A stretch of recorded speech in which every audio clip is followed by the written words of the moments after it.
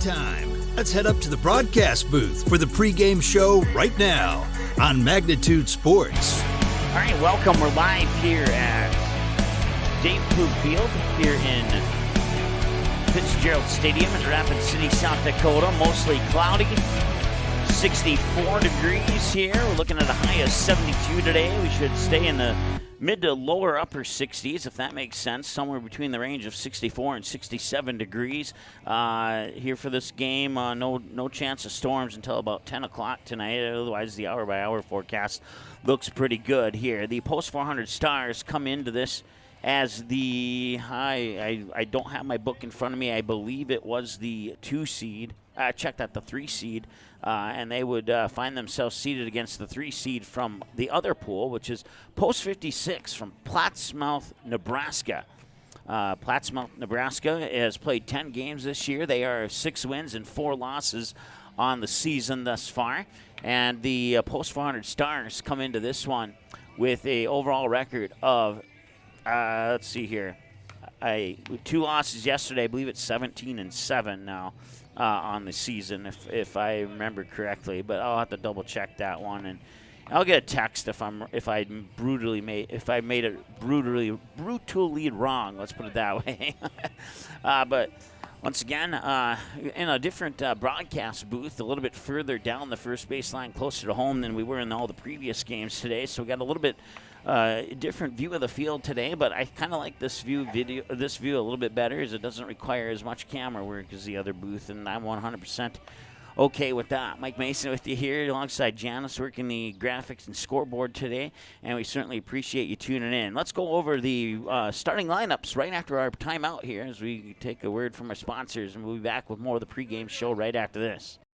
Looking for a new home? Make home happen by getting pre-qualified for free with Sean Carlson at Town & Country Credit Union. He'll help you find the best mortgage options for you and keep the process running smoothly from beginning to end. With a 97% satisfaction rate, awesome rewards, low fees, and great rates, it's clear why members love Town & Country Credit Union. Stop in or visit townandcountry.org to find out how you can become a Town & Country member today. Insured by NCUA, Equal Housing Lender.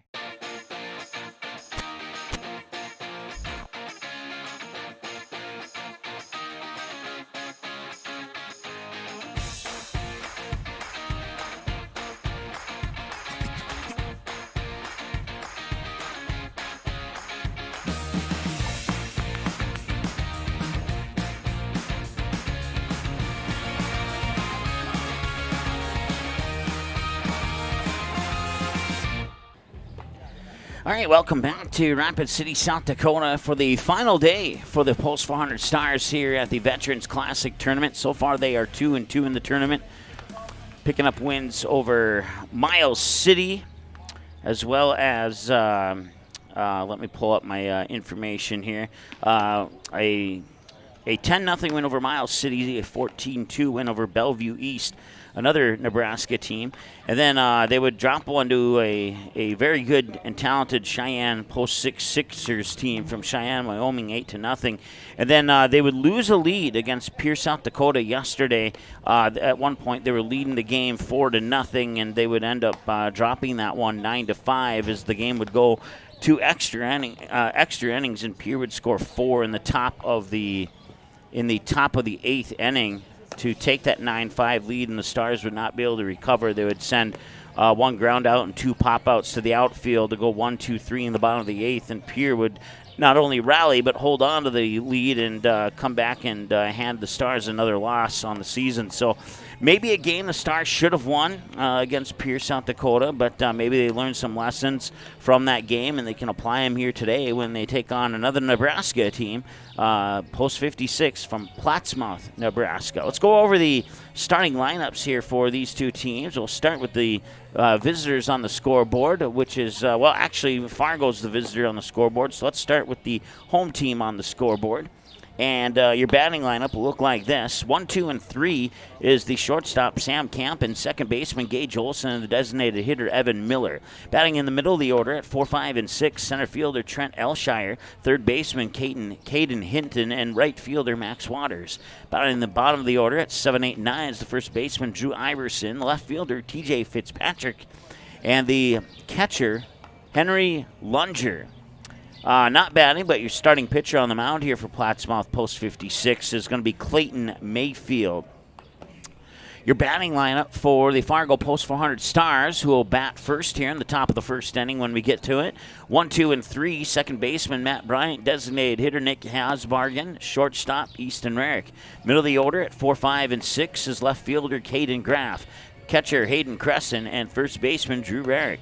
And then the bottom of the order, 7, 8, and 9, the right fielder Chayton Sen, center fielder Jake Jerichevsky, and the third baseman Eli Mock. And warming up in the bullpen right now, and your starting pitcher for the Fargo Post 400 Stars today will be Jacob Top, looking for win number 5 on the season, as he is 4-0 on the season so far. So kind of was talking with some of the coaches and some of the assistant coaches, let's put it that way, and it was brought up that maybe the Stars should have pitched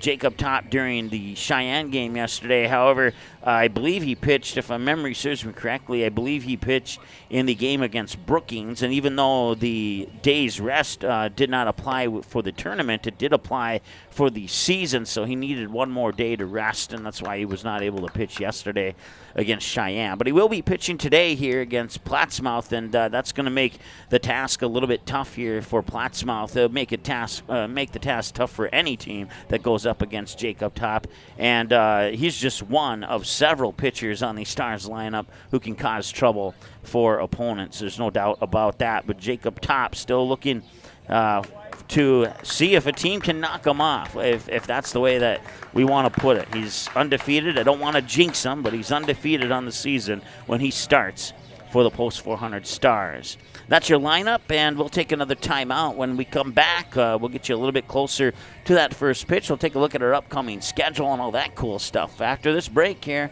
and a word from our sponsors here on the Magnitude Sports Media Network. Signorama of Fargo is the trusted, preferred signage vendor of NDSU athletics. The global leader in the sign and graphic industry, Signorama is the way to grow your business. Competitive prices, free consultations and estimates, signage solutions that fit your budget. Signorama is locally owned and committed to community support. Trusted by the Bison, be a championship business with Signorama. Call or go online at sarvalley.com. Buying, selling, or leasing commercial real estate or farmland in the Fargo-Moorhead and surrounding area?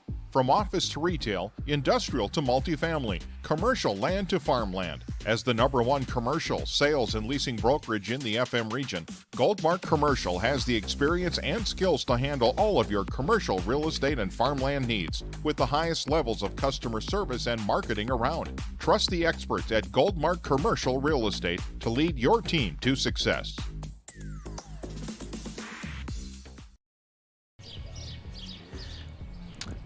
All right, welcome back here to Dave Plouffe Field at Fitzgerald Stadium in Rapid City. There you see the coaches for the Stars and Plattsmouth meeting with the umpires, exchanging lineups, shaking hands, all that good stuff at home plate. It's been a fun-filled 4 days here down in Rapid City, South Dakota, and we certainly look forward to getting back home. But as soon as we get back home, there's no rest for the best. Let's put it that way. Let's take a look at our schedule.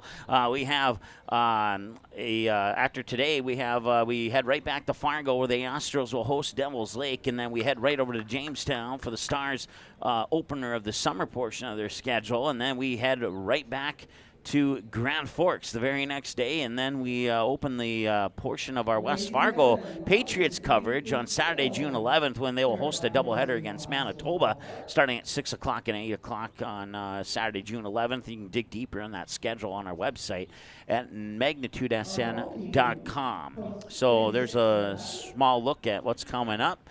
And once again, they're going through the starting lineups now here for Plattsmouth. And we went through them earlier, but let's go through them one more time here as Plattsmouth will start in the field here. And on the mound there is your starting pitcher for Plattsmouth, post 56. That is Clayton Mayfield, and he'll toss him into the glove of his catcher, Henry Lunger.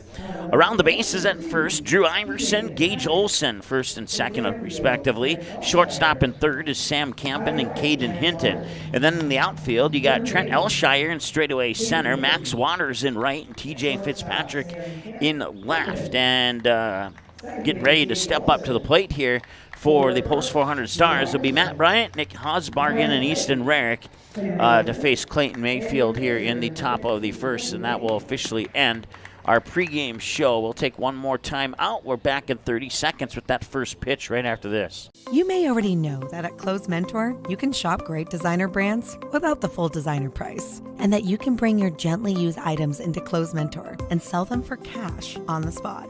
Here's something else you should know. Buying and selling at Clothes Mentor aids in water preservation, reduces chemical pollution, decreases landfill waste, boosts your local community.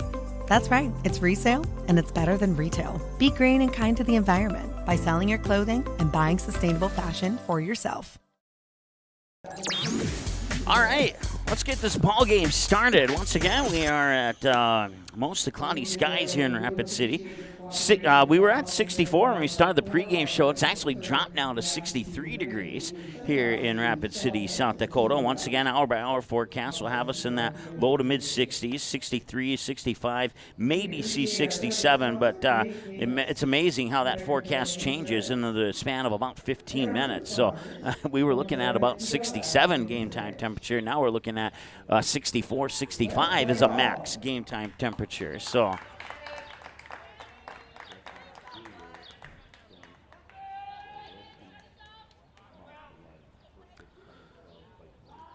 Fargo post 400 in the white, and then you got the blue with yellow hats and yellow socks for Plattsmouth.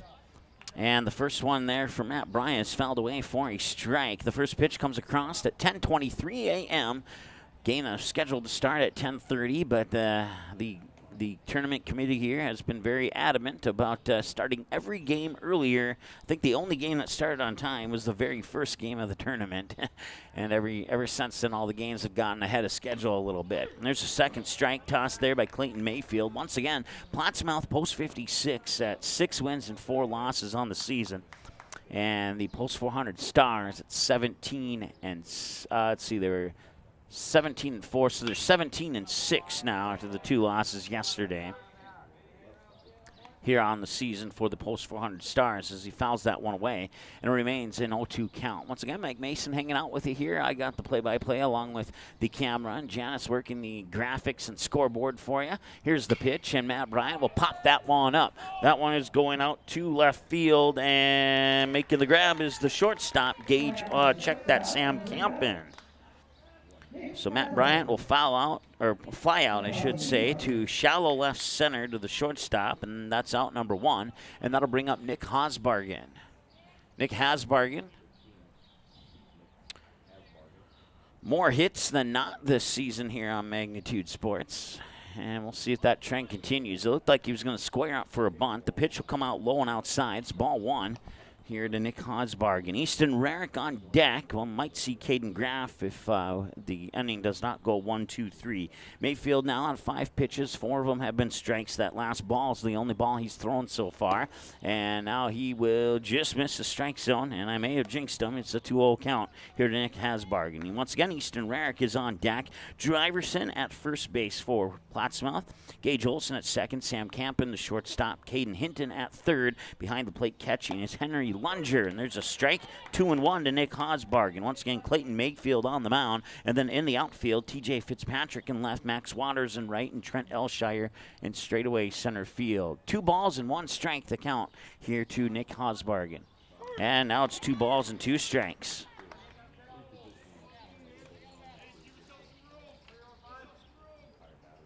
And wherever you may be watching from, we certainly appreciate you tuning in. It's 11:30 back home. That means there might be some people watching at Buffalo Wild Wings on 42nd Street in Fargo. And we certainly appreciate their support. There's a hit by Hosbargan. He'll drop for a base hit out into left field. And he's on with a single, and that's the first hit of the game. Comes 4 minutes into the game on the 9th pitch of the game, and that'll bring up Easton Rarick. Easton Rarick had a home run in this tournament, bombed it over the right field fence a couple days ago against Bellevue East, and that was, I believe that was a 2-run home run, if memory serves me correctly. So runner on first is Hosbargan. Center and right field are Easton Rarick's 2 favorite spots. Strike 1 there for Rarick. 10 pitches now for a Mayfield, 8 strikes and 2 balls, according to my humble unofficial numbers. On deck is Caden Graf. Rarick and Graf, 3 and 4 in the lineup here for the Stars, and Rarick will swing and line drive that one out into center field, and he'll drop for a base hit. Rounding second is Hosbargan. He'll head into third and put on the brakes there, and a play at second. He's safe, and it's a double for Easton Rarick out into center field. And some nice jump start to the Stars' offensive game here today at Dave Plouffe Stadium here in Rapid City. Caden Graf, the next batter now with 2 runners on, both of them in scoring position with only 1 out, puts Hayden Cressen on deck. Hayden Cressen also hit a home run not in this stadium, but in the state of South Dakota. He hit a home run to right field earlier this season. And this one fouled at the plate by Caden Graf for strike number 1. It's 0-1 on the count. 5 minutes into the ball game now.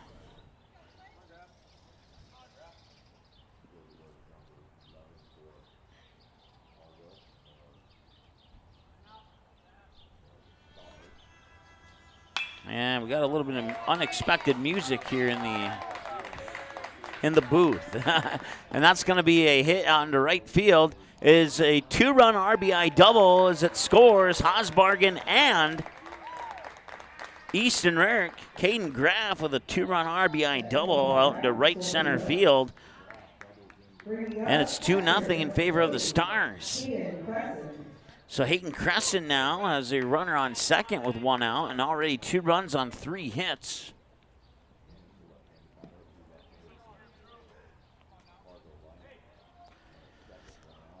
Two runs on 3 hits, no errors, and the first pitch to Cressen will just miss for a ball, 1-0. I think that's the first ball Cressen's seen in this tournament down here in Rapid City. He was on a strikeout streak. He broke that yesterday against Pierre, South Dakota, in the game that the Stars would eventually end up giving up the lead and falling short in extra innings.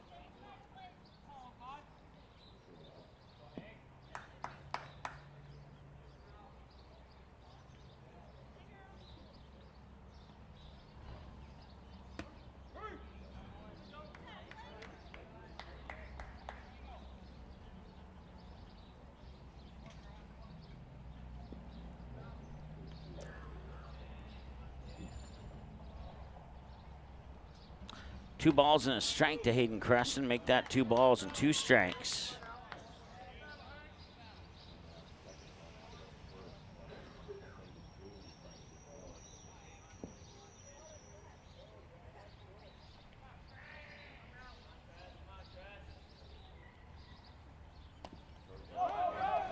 That'll be a drop third strike into the backstop. They will not make a throw.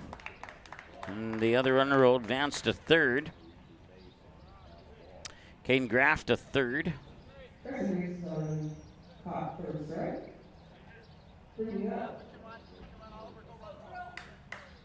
Number 10, first baseman, Rarick.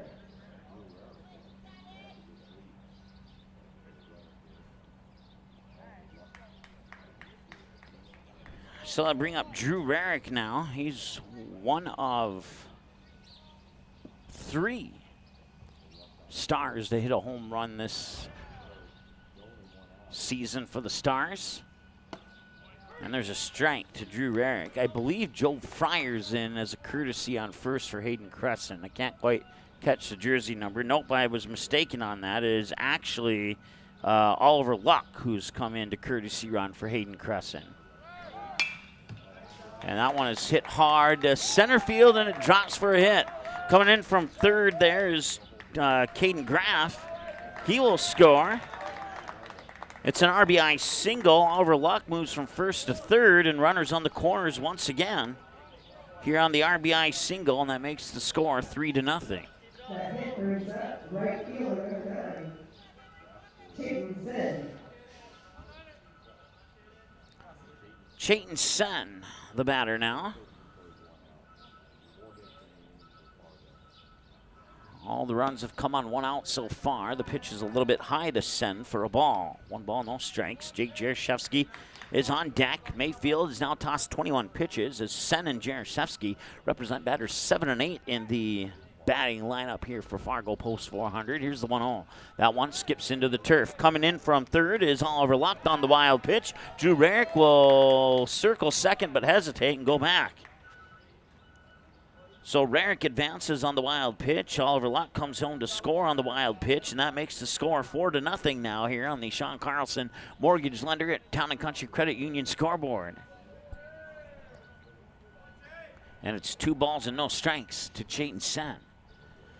Mayfield will look back at Rarick on second, deliver the pitch low and out for ball 3 here to Caden Hinton. Jake Geraszewski is on deck once again. 16 strikes, 7 balls on 23 pitches from Mayfield as we reach the 10-minute mark of the ball game now. Runner on second with 1 out.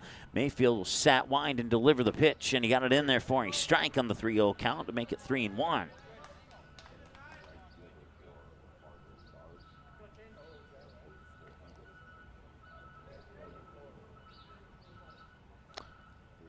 Four runs on 4 hits, and that one is hit up high to shallow left center. Backpedaling there is the shortstop. He makes the catch. Sam Campen is responsible for both of the outs here in this particular inning, and now that'll bring up Jake Jerichevsky with 2 away and a runner on second. Once again, it is 4-0. Scoreboard in the outfield shows 3-0, but it is 4-0.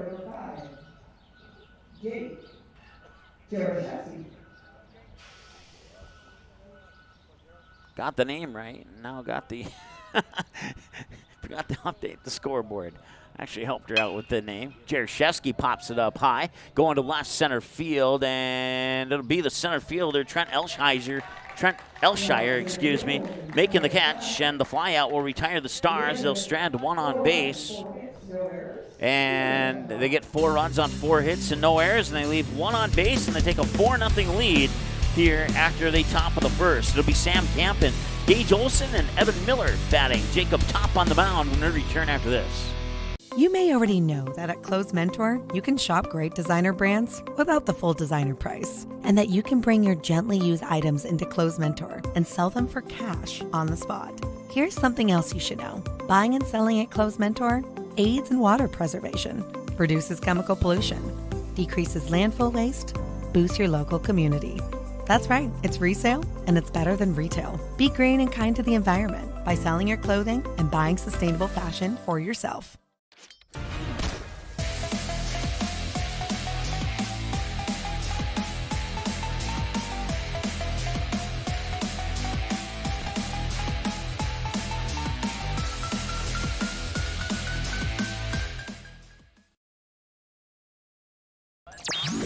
All right, there's Jacob Top. He's warming up on the mound here for the Post 400 Stars. And number 14 sees his team with a 4-0 lead on 4 hits and only left 1 on base, stranded in scoring position on second. Jacob Top will face Sam Campen, Gage Olson, and Evan Miller at the top of the order here for Plattsmouth in the bottom home of the first. Around the bases, Hayden Cressen obviously behind the plate catching. And then you got Drew Rarick at first, Matt Bryant at second, Easton Rarick, the shortstop, Eli Mock at third. In the outfield, Jake Jerichevsky, straightaway center, Jayton Sen at right field, and Caden Graf in left field. That's how the Stars will line up defensively here. And once again, it'll be Sam Campen stepping up to the plate here for Plattsmouth. Shortstop, number 10, Sam Campen. Sam Campen, excuse me, is the batter. And Top's first pitch is going to be hit deep to left field, all the way back to the warning track, and it is going to bounce off the top of the wall. It's going to be good for a double for Sam Campen. And man, just a little bit more pop on that one. It would have been a solo home run, and what a way to start off the game that would have been. Still not a bad way to start off the game with a deep double to left field, but almost a ground rule double as it almost bounced over the wall. Now we'll see how Gage Olson takes after Jacob Top here, giving up the first hit of the game here for Plattsmouth. And that pitch comes in for a strike. So 2 pitches, 2 strikes. 1 strike, a favorite strike, and the other strike, a not so favorite strike. That's the way you want to put it. But a nice opening hit there by Sam Campen. We'll see if he can come in and score and trim away at that 4-0 deficit they're facing. And that pitch will not count. It's not a ball. It's not a strike. Time was called right as the ball was being released from the hand of Jacob Top. So it'll not go into the books as a pitch. It's still 0-1. Most times they can call time before that ball is let go, but occasionally it doesn't work out that way. There's a hard swing and a miss by Gage Olson for strike number 2. And a good thing for Top that one wasn't a real pitch, because I think that would have been a little bit high for a ball. Right now, 3 strikes on 3 pitches so far. Evan Miller on deck. There's the 0-2, and this one hit right over towards Easton Rarick to third, and they got him. And they will let Gage Olson on with a fielder's choice, as it's a 6-5 throw out at third on the tagout. Brings up your designated hitter, number 6, Evan Miller. So a runner on first is Gage Olson. This is Evan Miller now at the plate here for Plattsmouth. If you're just tuning in, Plattsmouth from Nebraska. That pitch just a little bit out, and that's a ball. 1 ball, 4 strikes on 5 pitches so far here for Jacob Top. Once again, the runner on first is Gage Olson. He does not get much of a lead off. Jacob Top staring right at him, stares at him again, winds and delivers the 1-0, and this one will just miss. 2-0. Trent Elshire is on deck. Trent Elshire, the center fielder, made the catch for the third out in the bottom half of the first after the Stars put 4 across the plate. Top winds up for the 2-0, and he got no, I guess he did not. Low and in, must have been right about knee level or just below the knees. And it's now 3 balls and no strikes here to Evan Miller. You don't see a 3-0 count too frequently with Jacob Top on the mound. And he'll get a strike there. No, he will not. Man, that's a tight, tough strike zone to get in. It's a 4-pitch walk. That might be, and don't quote me on this, but that might be his first 4-pitch walk of the season. It might be. Trent Elshire will be the batter now with runners on first and second, and 1 out. And Now batting for post 56, center fielder, number 4, Trent Elshire.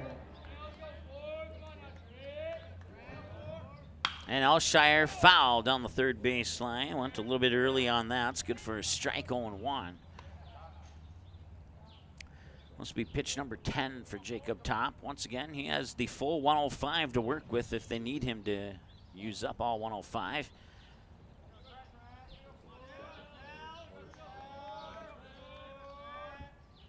And that one's hit up towards center field.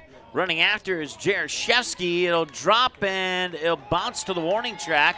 Rounding third is Gage Olson. He will score. And it's going to be a double for Elshire, moving Evan Miller over to third, and it's 4-1.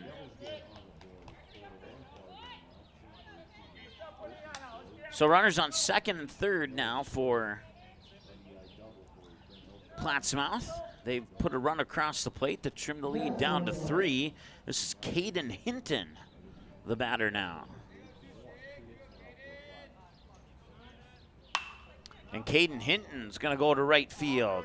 And that's going to go in foul territory, and that will be out of play. He'll drop for a strike, 0-1. Third baseman, Kaden Hinton.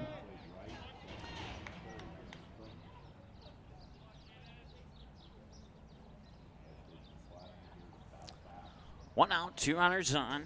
Caden Hinton, the batter. Max Waters is on deck.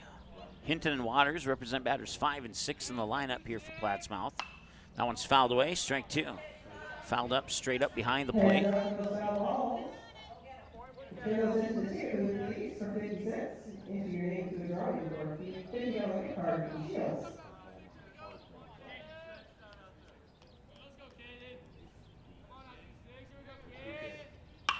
And that one's hit up high left field. It's drifting foul, and no, it's going to stay fair. And it's a ground rule double.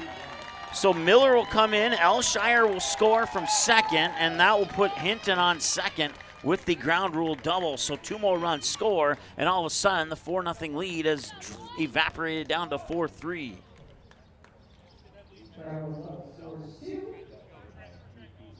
So that goes into the books as the 3rd hit of the game. And it is a ground rule double. It's the 2nd ground rule double we've seen in 2 games here with the Stars.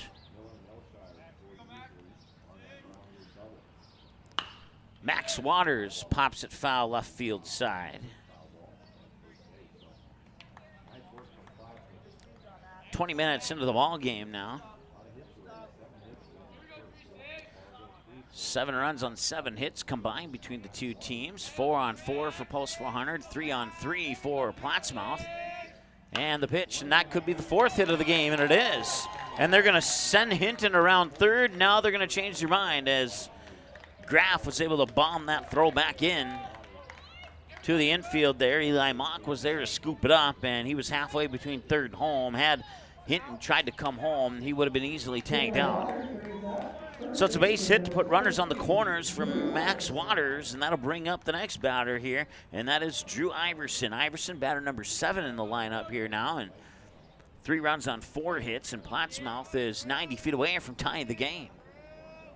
What a wild first inning it's been so far. There's a strike from Jacob Top.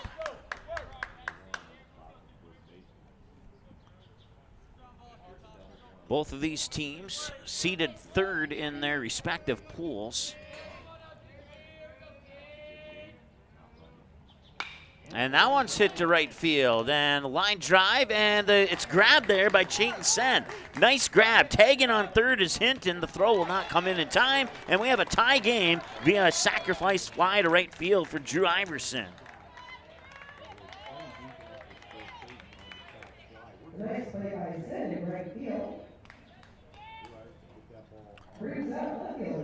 Sen getting some props from the PA announcer for that catch, and it was indeed a great catch by Chayton Sen. So, runner on first is Max Waters. It's TJ Fitzpatrick, the batter now. Now he's showing bunt, pulls the bunt back, and they will not make the throw, and he will take second on the wild pitch steal.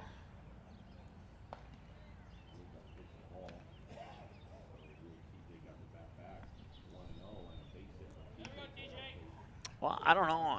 When I woke up this morning, I was not expecting an 8-run on 9 hits game. 8-run on 8 hits game.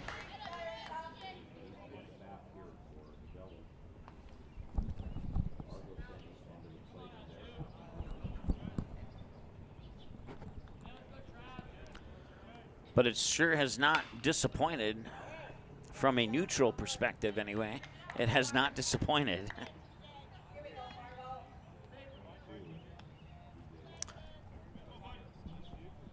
Kind of get this feeling that it'll be kind of a 1-2-3 inning high score, and then you'll start to see zeros on the scoreboard, and neither team will be able to score. I don't know. It's just kind of the feeling I get.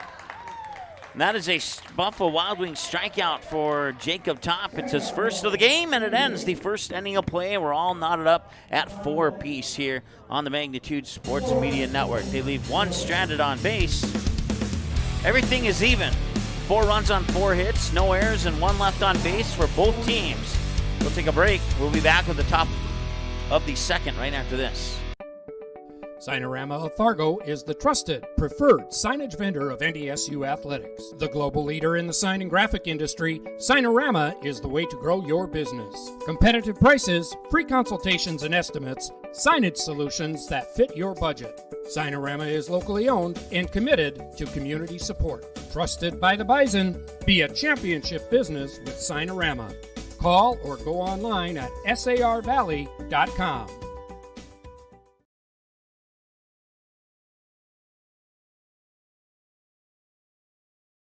Magnitude Sports would like to remind you that whether you're watching from home or watching from the stands, to please respect officials. Without high school officials, games are canceled and players lose playing time. Contact your local high school to find out how you can become an official and stay connected to the game you love.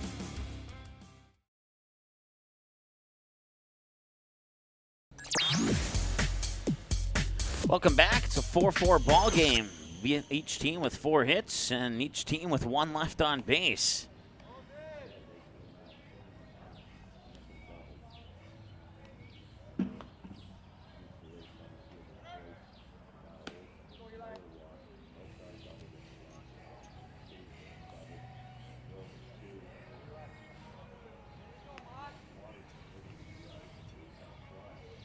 All right, just getting some other stats handled in the background here. I want to say hi to Jim, watching from Denver, North Carolina. Nobody knew what time the game would be here today. I found out at about, I think about 9:30 last night. I found out that this game was going to be played at 10:30 this morning.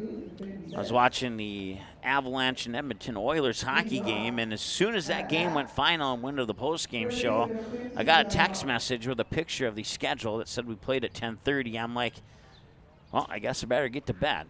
And I did not go to bed. I probably did some things I shouldn't have done. Let's put it that way. Takes a strike there. As Eli Mock at the plate. 0-1 now here to Eli Mock. Once again, Clayton Mayfield is on the mound with Henry Lunger behind the plate catching. 4-4, 0-2 here to Eli Mock. Here's the pitch, and Mock will skip it over into the glove of the shortstop. He'll fire it over to Drew Iverson, and that is a 6-3 ground out. Mock couldn't quite run it out, and he'll ground out on a 6-3, and that'll bring up Matt Bryant as we return to the top of the order here for the Fargo Post 400 Stars. Once again, around the bases here for Plattsmouth. Drew Iverson at first, Gage Olson at second, Jim Campen, the shortstop, Kaden Hinton at third. And then behind the plate is Henry Lunger. On the mound is Clayton Mayfield, and that pitch there comes in for a strike to Matt Bryant, who's 0 for 1 with a fly out to Fitzpatrick in left field last time. Check that. A fly out to shallow left center where the shortstop, Sam Campen, actually backpedaled to make the catch.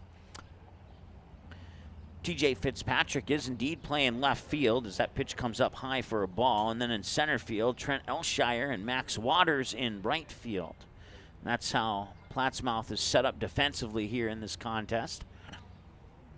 Matt Bryant, once again, representing the top of the order here.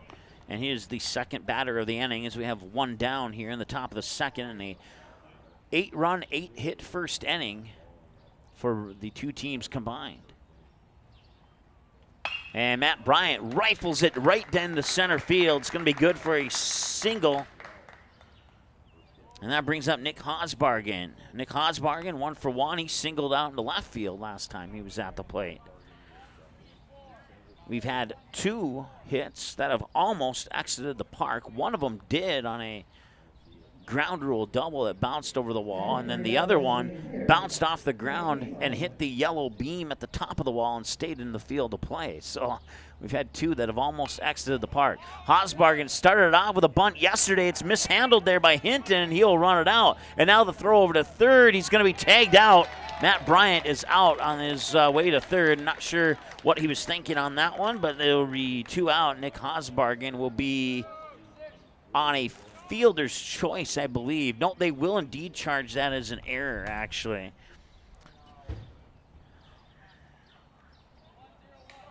Yeah, that was kind of a, looked like he wanted to throw to first, and then he mishandled the ball, and he picked it up and tossed it over to tag out Matt Bryant, who was heading from second to third. Easton Rarick now with the double, and now heading up to second is Hosbargan. He'll be in on the head first slide.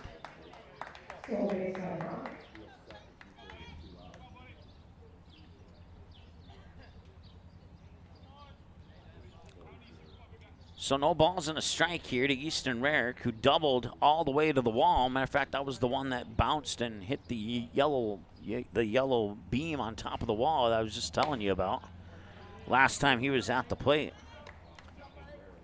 Matter of fact, that double scored the first and the first run for sure. I think it was a 2-run double if memory serves me correctly. So that's the 5th hit of the game now here for the Stars, and these two teams pounding out hits, there's no doubt about it. 1 ball, 1 strike as the pitch comes in low to Easton Rarick. Nick Hosbargan on second, the runner on. As we reach the 30-minute mark of the ball game, Mayfield, 35 pitches, 26 strikes, and 9 balls. According to my numbers unofficially, Caden Graf is on deck here for the Stars. Mayfield will wind and deliver, high and out for another ball. It's 3-1. Strike followed by 3 balls. As Mayfield sets up on the mound, gets the signal, now glances back at Hosbargan on second, stares him down, and now he'll step off the mound and force the runner to touch up on the bag. So it remains 3-1. Once again, Caden Graf is on deck, 30 minutes into the ball game. Pitch 38 coming up from Mayfield here whenever he decides to deliver it. And he'll deliver it now. 3-1, grounded down the first baseline and foul. So it'll be 3-2 now.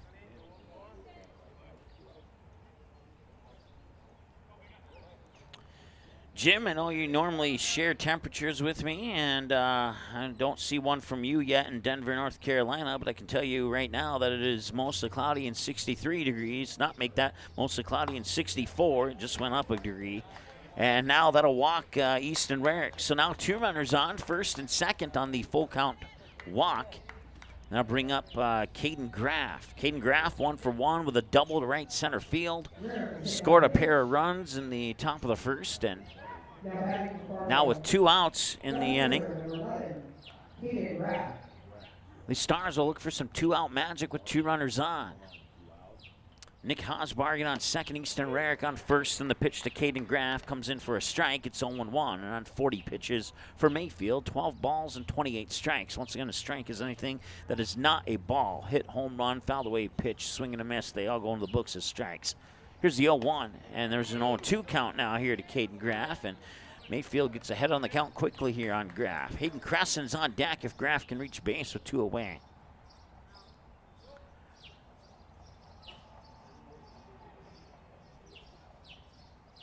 And that's fouled away, and he'll live to see another pitch.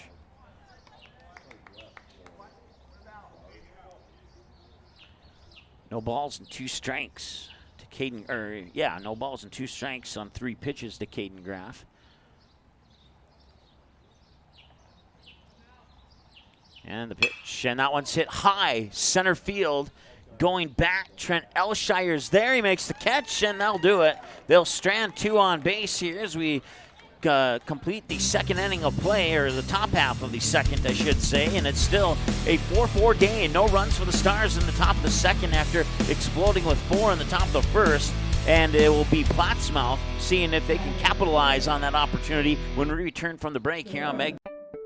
Signorama of Fargo is the trusted, preferred signage vendor of NDSU athletics. The global leader in the sign and graphic industry, Signorama is the way to grow your business. Competitive prices, free consultations and estimates, signage solutions that fit your budget.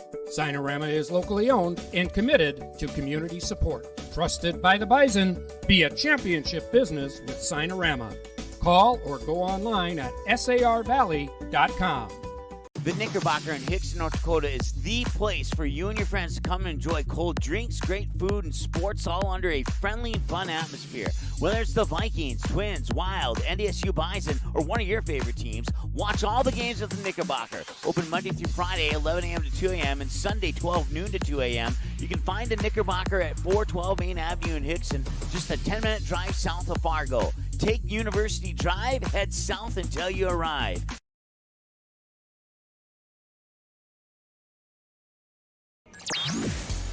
All right, welcome back. It's a 4-4 ball game.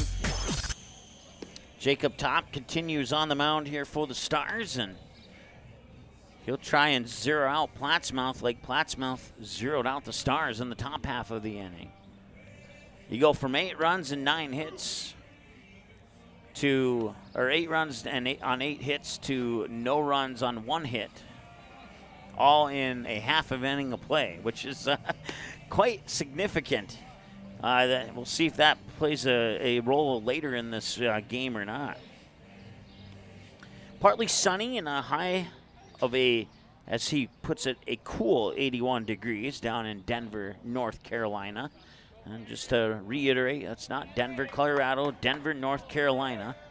It's about 30 minutes away from the home of the American Legion World Series in Shelby, North Carolina, where the Stars played at last year after winning the Central Plains Regional Tournament. And speaking of the Central Plains Regional Tournament, that will be hosted at the field that we're playing on right now later this year, late July, early August, right after the state tournaments. That'll be the top 2 teams from North Dakota, top 2 teams from Minnesota, top 2 teams from Wisconsin, and then it'll be Rapid City and the top team that's not Rapid City from South Dakota, since the host city always gets a bid into the tournament regardless of their performance at the state tournament. So 2 balls and a strike. It's Henry Lunger, the batter. And that pitch will miss for a ball. It's 3-1. Ball, strike ball. 25 pitches for Top now. 17 strikes, 8 balls. Nobody out. And Top will lean in, get the signal here from Cressen, and he'll wind, deliver the 3-1, and he got it in there for strike 2. Nice fastball. Kind of painted the outside edge of the plate there and snuck it in there for the second strike. Now he's crowding the plate here. We'll see if Top sends it to the inside or not. And he will pop it up, and that will be out of play. No chance for anybody to make a play on that one. And it will remain 3-2 as a result of the fouled away pitch.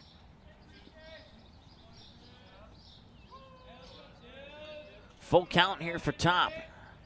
And that one will skip by. It'll be a walk. Henry Lunger, the catcher, is on base. And that'll bring up Sam Campen as we return to the top of the order now here for Plattsmouth.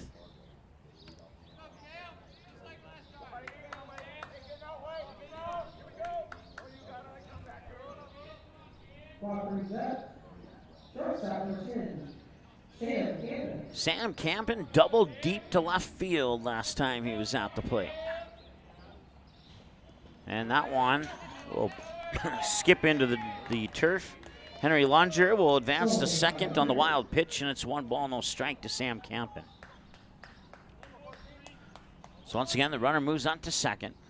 And now he's in scoring position here, looking to give Plattsmouth a potential lead if they can get a hit. 1 ball, no strike, and the next pitch from Jacob Top will be his 30th pitch. And now it looks like Campen's squaring up for a bunt. And now he'll pull the bunt back. They'll throw it up to third, and he is safe. Wow, I thought he did apply the tag, but I guess not. Henry Lunger steals third on the proposed bunt by Sam Campen. And I believe it's 1 ball, 1 strike, yeah. They made a hiccup on the scoreboard out there. 1 ball, 1 strike. That one's popped up. That's going to center field, and that will be not caught. Easton Rarick, the shortstop, tried to make the grab, and now a run will score as a result. It'll be Henry Lunger coming in from third to give the Plattsmouth Post 56 a lead at 5-4.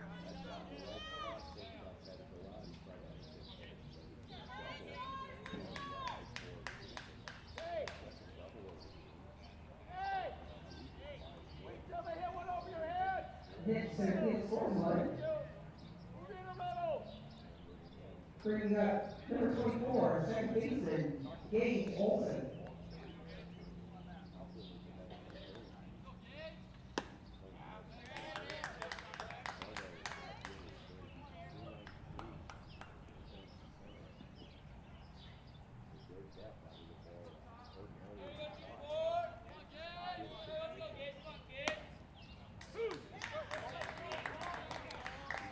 So they single to shallow left center by Campen. Will score the run to make it 5-4. He's on first base now with Gage Olson and a no balls, 2-strike count.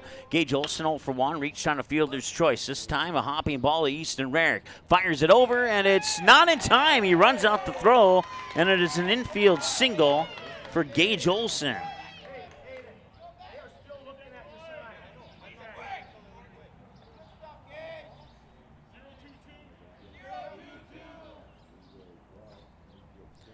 So now 2 runners on as Plattsmouth records their 6th hit of the game.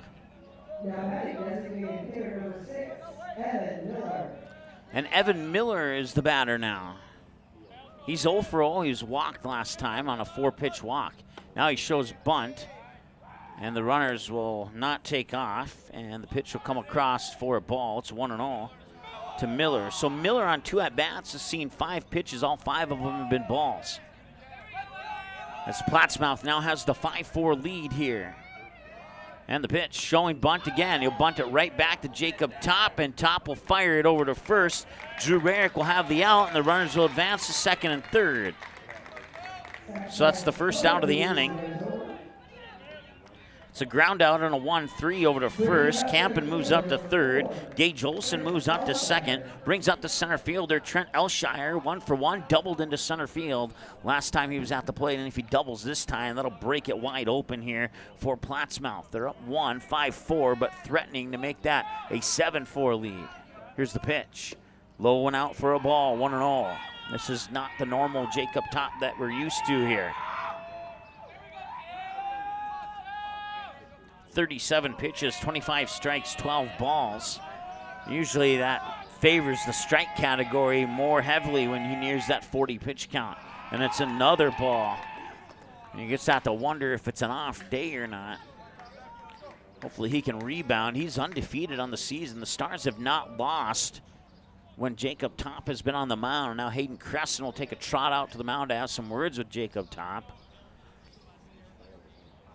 We're 40 minutes into the ball game. Once again, the runners on base are Gage Olson on second, Sam Campen on third for Plattsmouth. Post 56, a team out of Nebraska. I have to look it up on the map to see what part of Nebraska they're from. Something tells me it's the northern part of the state, but don't quote me on that. 2 balls and no strikes now here to Elshire. Top winds up, delivers a ball 3. Once again, that strike zone's pretty tight here for this particular official. And that's not necessarily a bad thing.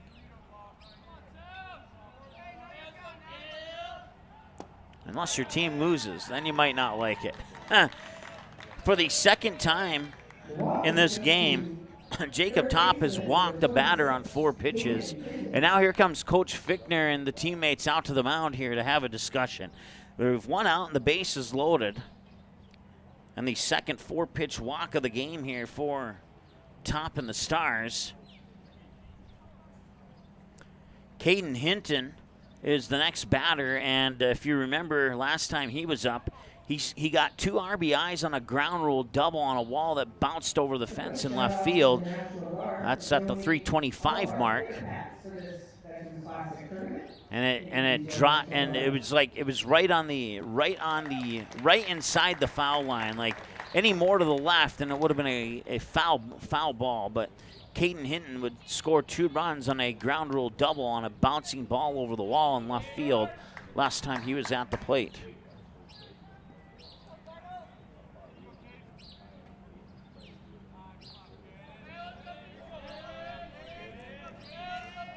There's the pitch, and he'll foul it back for a strike. And Caden Hinton was looking for that big swing there, you could tell.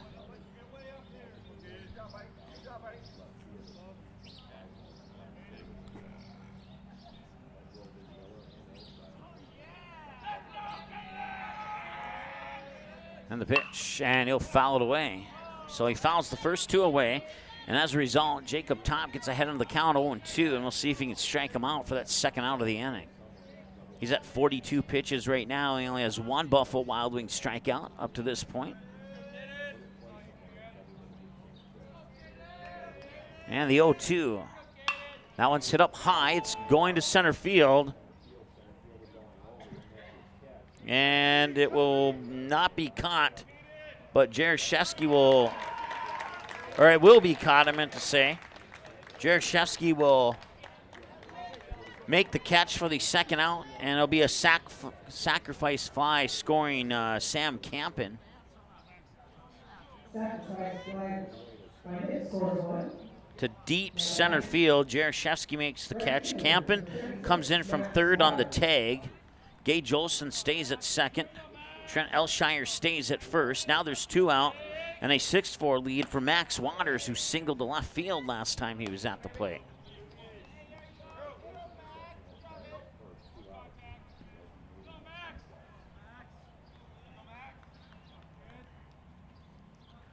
So 10 runs here in the first 2 innings of play so far.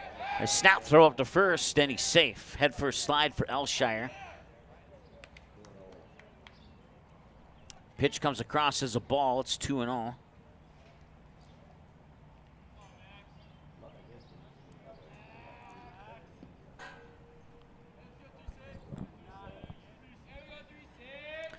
Pitch 46 for Jacob Top. Once again, the pitch limit is 105. That one's going to be popped up. And it will not be caught. It'll bounce foul and bounce over the fence out of play, and all the runners will head back to their original starting points.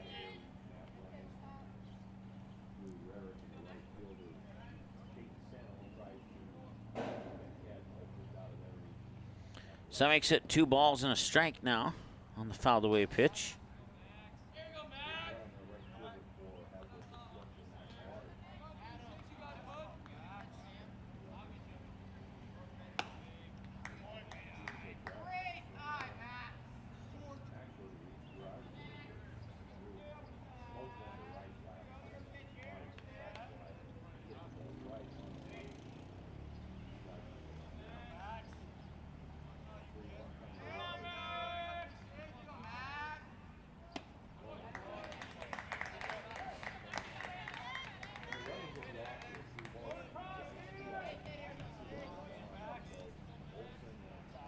Full count now here to Max Waters, 3-2.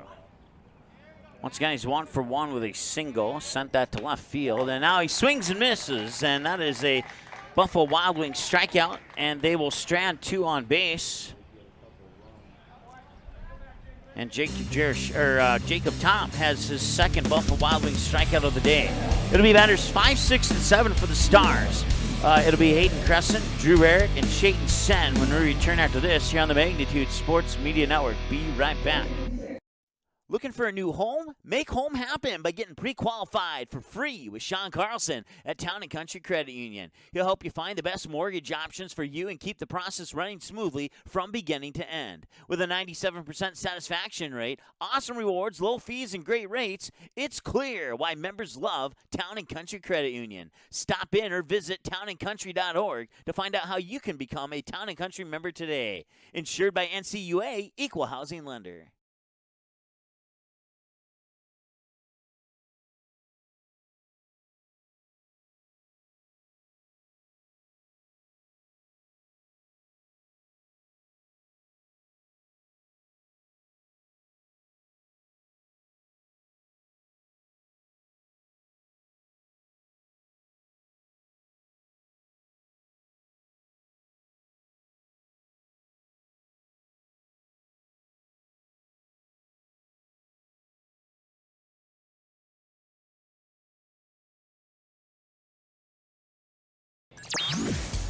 All right, welcome back. 6 runs on 6 hits for Plattsmouth. 4 runs on 5 hits for Fargo Post 400. Both teams have left 3 runners on base, and here's Hayden Cressen leading things off for the Stars. Leading off, third inning, Fargo. Catcher, number 20, Hayden Cressen. Cressen reached base on a drop third strike last time he was at the plate on a pitch that went into the backstop. And Cressen will swing and foul that one out of play over the Plattsmouth dugout. Strike one to Hayden Cressen. Drew Rarick on deck, Chayton Sen to follow. And Clayton Mayfield on the 0-1 pitch here will toss pitch number 45 of the late morning. Or for our friends back home in the Central Time Zone, the early afternoon. Here's the 0-1. And, well, the strike zone is consistent no matter which team's pitcher is on the mound. That looked very, very close to me, but it goes into the books as a ball. And it's 1 ball, 1 strike here to Hayden Cressen. Once again, Drew Rarick is on deck. Here's the windup in the 1-1 pitch. And that is in for, oh, man. Man, that is a tight window to get a strike in there. That's another ball, 2-1. In a way, I really enjoy the tight window, but I'm sure fans of the two teams probably don't. They're looking for the check swing, and yes, the first base umpire says he went, and now it's 2 balls and 2 strikes as a result. And now the coach is going to come down here and have some questions to be answered by the official. And I think what he's saying is, Cressen's a left-handed batter, and coach on the third baseline had a better look at his swing than the coach on the first baseline had. And I think that's probably the case that he's pleading here. At the moment, the count stands at 2-2. We'll see if they reverse it or not.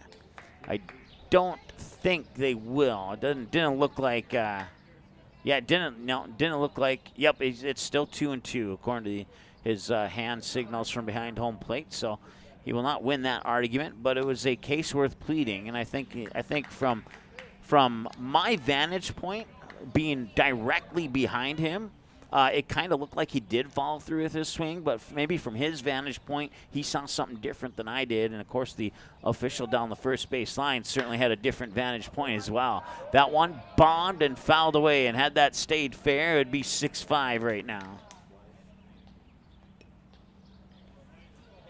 So remain 3 balls and 2 strikes.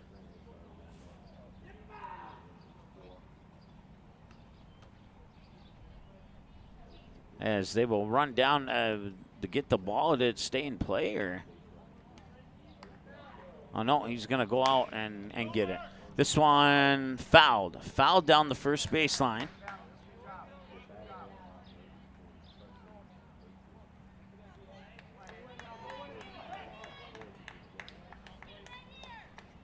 This is the 8th pitch of the at-bat here between Mayfield and Cressen. Fouled away, ball, strike, fouled away, ball, fouled away. High for a ball and a walk. Cressen's on base. The walk bring up first baseman, number 10, Drew Rarick.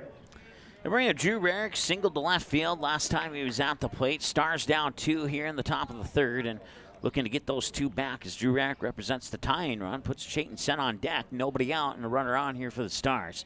51 minutes into the ball game, pitch 52 for Mayfield coming up here as he'll peek over his left shoulder at first. Now he'll fire the pickoff attempt, and Cressen's back in time. Check that it's not Cressen. It is the courtesy runner for Cressen, which is Oliver Luck.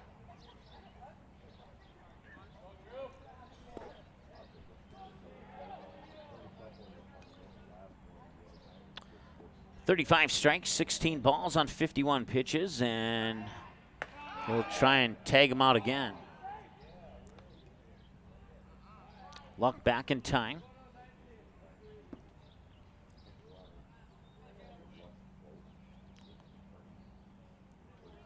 As the game has slowed down. And there's a swing and a miss for a strike. It's 0-1 now here to Drew Rarick. Once again, Chayton Sen is the batter on deck. You see him there in the lower middle 3rd of your screen there, and we're in number 9.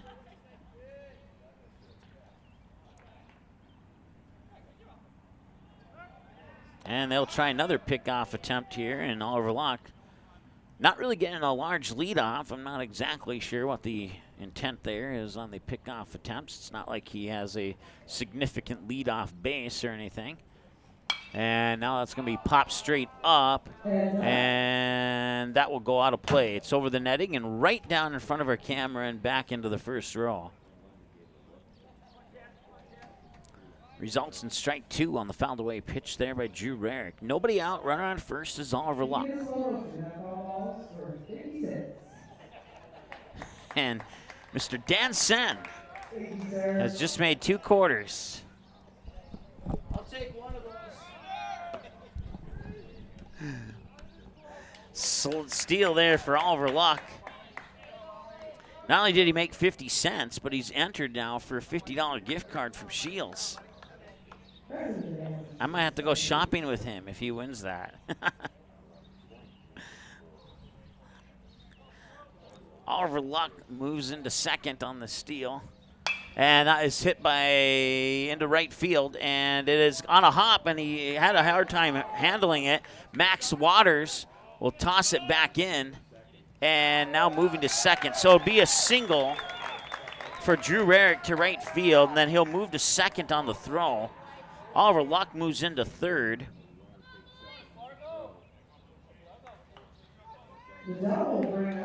And now the tying run is in scoring position here for the Post 400 Stars. And Caden Sen is 0 for 1. He would fly out to the shortstop, Sam Campen, last time he was at the plate. Takes the first pitch for a strike, 0-1. If no double plays or no triple plays happen, we'll see Jake Jerichevsky, who's on deck next here for the Stars. Nobody out, no balls and 1 strike here to Caden Sen, and Sen will deliver that into left field. Scoring from third is Oliver Luck. Heading into third is Drew Rarick. He'll put on the brakes there. It's an RBI single for Caden Sen as he sneaks it through the third baseman and the shortstop to bring home Oliver Luck. And now runners on the corners for Jake Geraszewski. And there will be a visit to the mound here for Plattsmouth.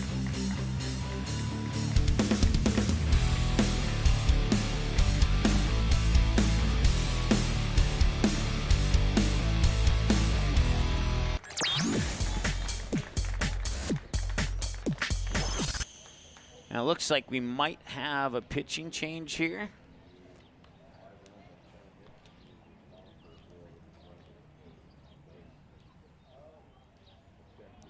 We'll have a pitching change and some defensive changes for Plattsmouth.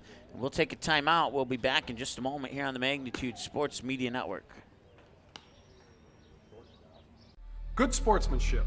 It will carry you further in life than sports. Growing up in North Dakota, I learned to respect my opponents, the coaches, and the officials. The values of fairness and teamwork carried me to the highest level in my sport and allowed me to live my dream of playing football in the NFL. It doesn't matter if you're on the stage, the playing field, or in the stands. We are all better when we show respect for others and practice good sportsmanship. Carry yourself with dignity. Being gracious makes the losses easier and the victories that much sweeter. So when the lights on the playing field, the stage, or the gym floor dim, you'll always have pride in yourself.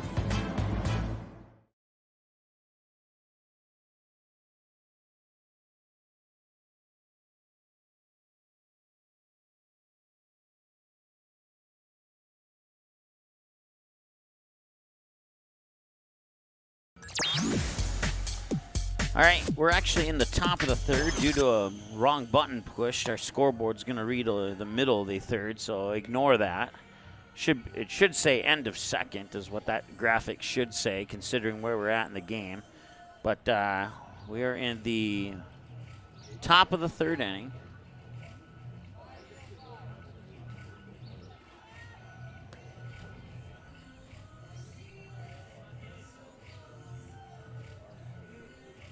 And the new pitcher is Sam Campen that you see on the screen there. as the Stars have decreased the deficit, decreased the lead. Let's try this again. As the Stars have decreased the Plattsmouth lead to 1, and they had Drew Rarick on 3rd, Chayton Sen on 1st. We have a new shortstop. I'm still trying to figure out who that is.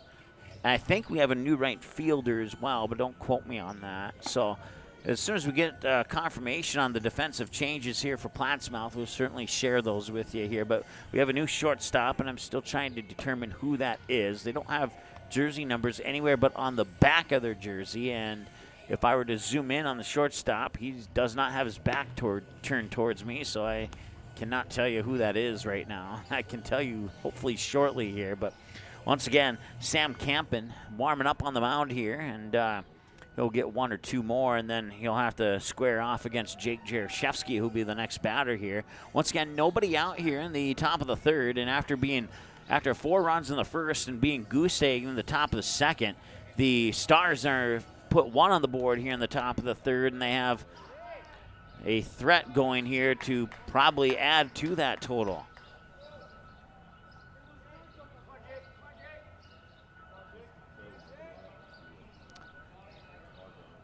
First and 3rd, and they tried the pickoff attempt there on Chayton Sen at first, to no avail.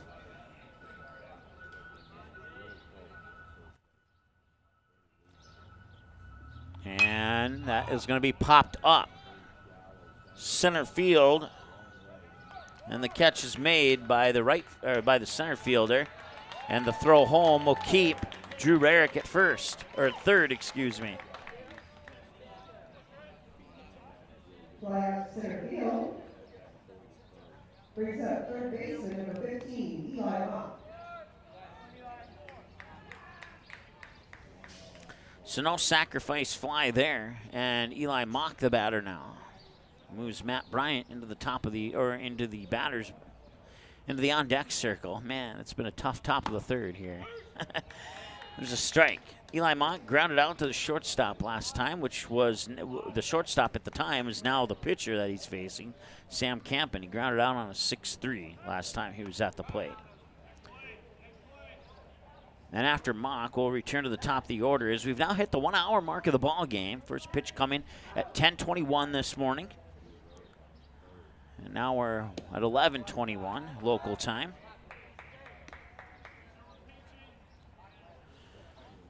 .65 lead here on the Sean Carlson Town and Country Credit Union scoreboard for Plattsmouth. But post 400 Stars from Fargo are threatening. Here's the 1-1. And that's low and out for ball 2. It's blocked. The lunger couldn't find it. Luckily, it was not in a spot where Drew Rarick could find it, and he decided I better stay put at 3rd.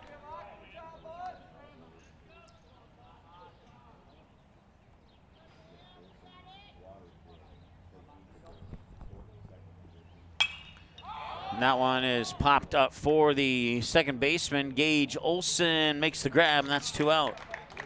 Not deep enough to tag.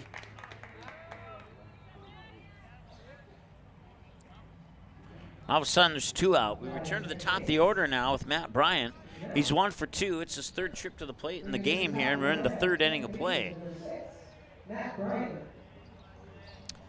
1 for 2 with a fly out to the shortstop in shallow left center, and then he singled, rifled one right up the middle on a line drive, and that single, I believe, scored a run, if I remember correctly.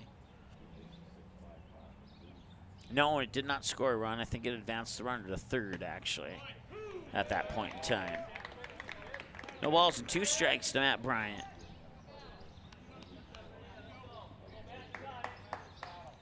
The new shortstop is Gage Olson. That means we have a new second baseman. And there's a ball, 1-0.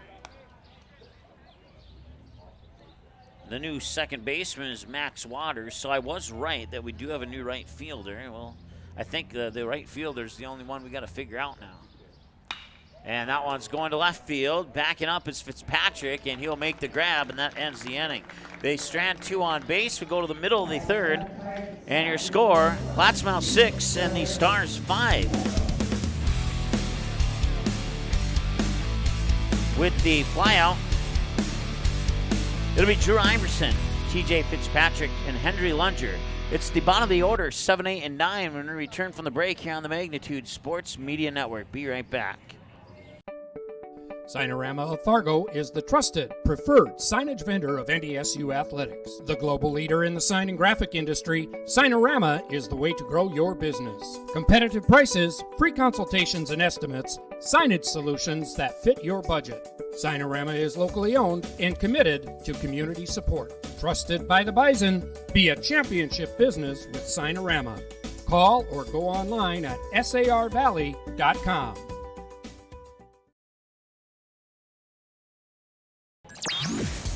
All right, welcome back to Dave Plouffe Field here in Rapid City, South Dakota. It's Post 56, Plattsmouth, Nebraska, with a 6-5 lead over the Fargo Post 400 Stars. And the Stars should have a couple of more hits than they do right now. They should have 7 hits.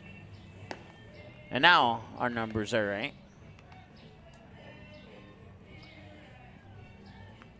Drew Iverson, TJ Fitzpatrick, and Henry Lunger. It will be the bottom of the order, and Jacob Top on the mound will toss pitch number 50 to start the third inning of play, averaging 25 pitches, approximately 25 pitches per half inning, and that's a very high pitch count for Jacob Top at this point in the game compared to his previous outings on the mound this season. But he has 105 to work with. Swing and a miss, strike one. And I bet Iverson wishes he had that one back. Iverson scored a run, brought in a run via an RBI on a sacrifice fly to right field last time he was at the plate. And Top will deliver the 0-1, and it'll float in there for strike two. A changeup, and it caught Iverson off guard.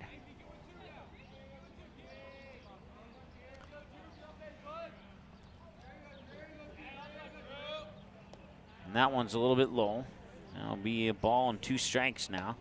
52 pitches, 19 balls, 33 strikes. The ball strike split starting to go a little bit more in favor of strikes here for Jacob Top than it was about an inning and a half ago. 1-2. Got it in there. Buffalo Wild Wings strikeout number 3 for Jacob Top.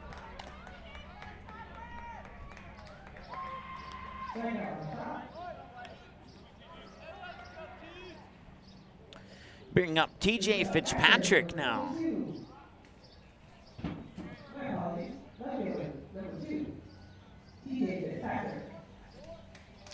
Left fielder Fitzpatrick will step up to the plate. He struck out swinging last time he was at the plate. He takes this pitch low for a ball from Jacob Top.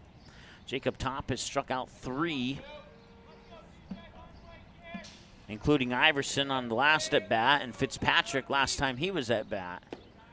Now it's 2 balls and no strikes here to Fitzpatrick.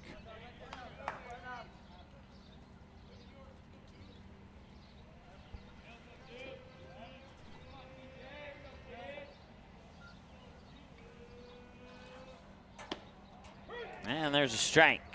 2-1.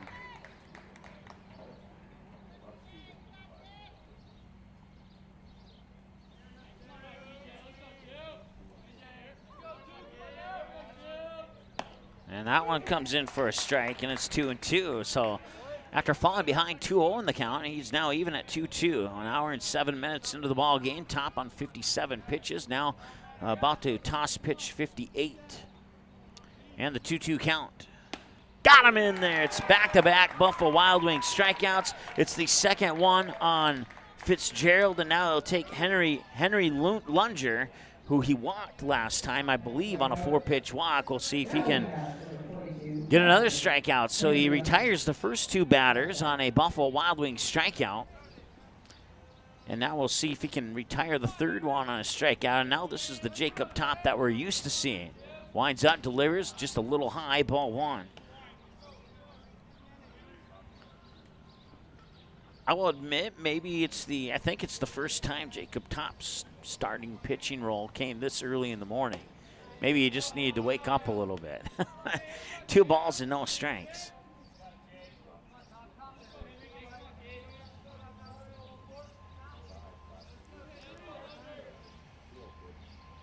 And that's fouled away, and it's going to be a strike, 2-1. 38 strikes on 61 pitches now, so it's over 50%.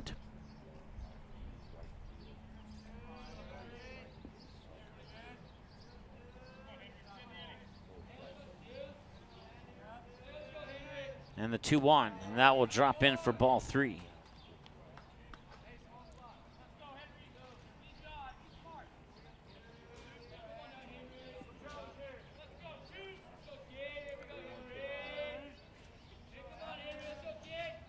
And that one's low, and he'll walk him for the second time. So after striking out the previous batter on back-to-back plate appearances, he now walks Lunger on back-to-back plate appearances. He'll put him on first and bring up Sam Campen, who's had a good day so far. He's 2 for 2, a double to left field and a single to shallow left center.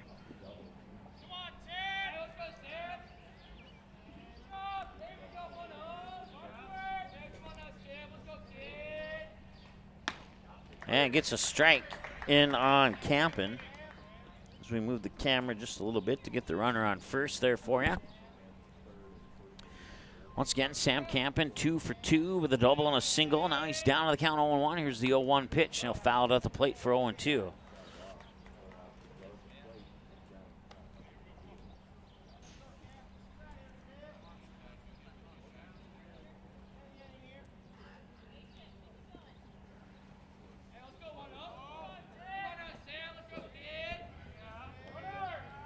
And that one's popped up, and that one's going to left center. Easton Rarick is backtracking, and he'll be called off by Caden Graf. And Caden Graf makes the catch, and that ends the inning. They leave one on base.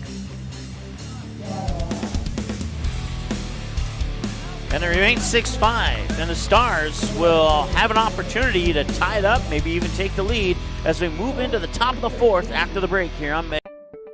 Signorama of Fargo is the trusted, preferred signage vendor of NDSU athletics. The global leader in the sign and graphic industry, Signorama is the way to grow your business. Competitive prices, free consultations and estimates, signage solutions that fit your budget. Signorama is locally owned and committed to community support. Trusted by the Bison, be a championship business with Signorama.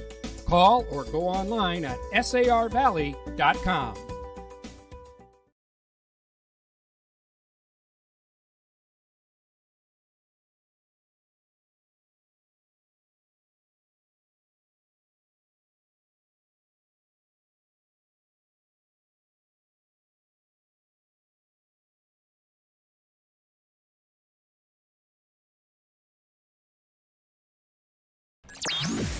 All right, welcome back. Top of the fourth, 3 complete here at Dave Plouffe Field in Rapid City. And the weather, according to the Weather Channel app, there's a 20% chance of rain in Rapid City. Let's go Stars. That's from Jim in Denver, North Carolina. The Denver of the East, as how Jim puts it.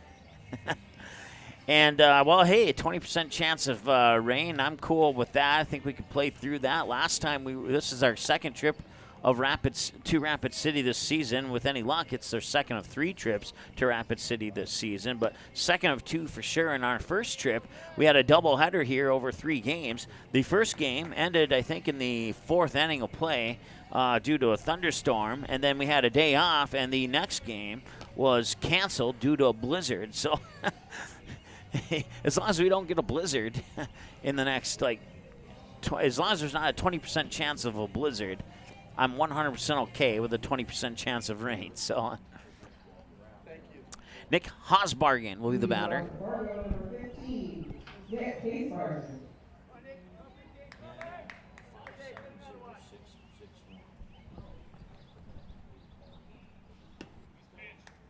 That pitch will miss for a ball. It's 1-0 here to Nick Hosbargan, who's 1 for 2. Single to left field, reach base on an error. That was charged to the third baseman. Now he's looking to bunt again. Hosbargan led off with a bunt yesterday against Pierre, South Dakota, and Pierre was not expecting that at all, and he laid a beautiful bunt down between the pitcher and the third baseman and was able to get a bunt single off of it. This pitch is now outside, and it's 2 balls and a strike to Nick Hosbargan.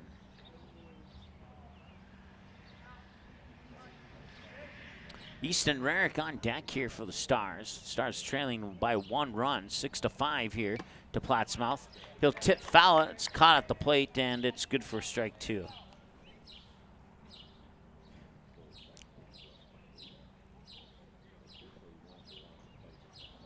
And the 2-2. That one drops low for a ball, and it's a full count here to Hosbargan. Sam Campen now, 14 pitches, 8 strikes, 6 balls since coming in for relief in the top of the 3rd, and that one's hit hard by Hosbargan to right field, and it's going to be caught there by the right fielder. And if I can get a jersey number on it, I could tell you who that player is.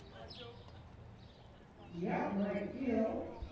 Brings up number 2, Easton Rarick. I cannot tell you who made the catch out in right field. I cannot get a jersey number on the guy. But it's a fly out to right, I can tell you that much for sure. Easton Rarick now at the plate. With 1 out, Rarick foul tips it for strike 1. Rarick 1 for 1. He doubled deep center field, and then he walked. He was walked last time he was at the plate. 10 strikes on 16 pitches for Sam Campen now since coming in the top of the 3rd. Or, yeah, in the top of the 3rd, yep. Stars have scored in every inning but the 2nd. And Plattsmouth has scored in every inning except the 3rd. We'll see if that trend continues here or not. This pitch comes across for a strike, and now it's 0-2 here to Easton Rarick. Campen winds up, delivers the 0-2, and it's outside for a ball, 1-2.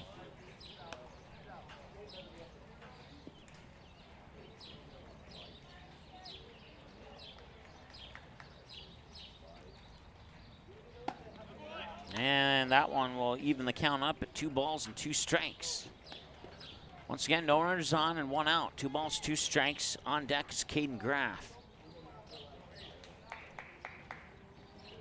And Rarick will swing, send it to left field. That's going to drop for a base hit and is going to roll all the way to the wall, 325 feet, and Easton Rarick's in on a double.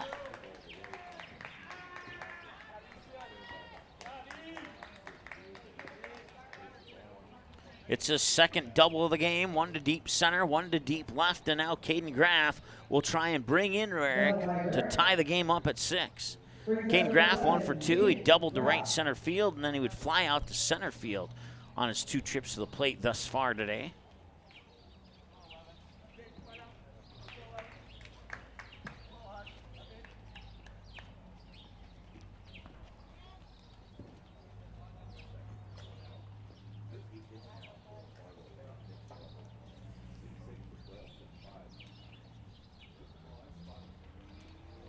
And Caden Graf will foul the first one off here for a strike. 0-1 to Caden Graf. On deck is Hayden Cressen with 1 away.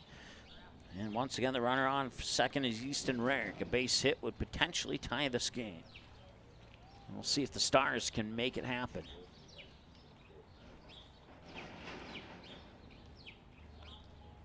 Campen staring down at 2nd and delivers the pitch, and ooh, I thought it almost hit him, but I guess a curved ball into the over the plate for a strike.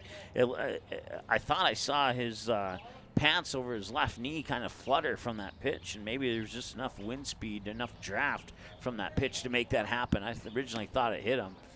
That one's inside for sure, and it's ball 1 now. 1 ball and 2 strikes now here to Caden Graf.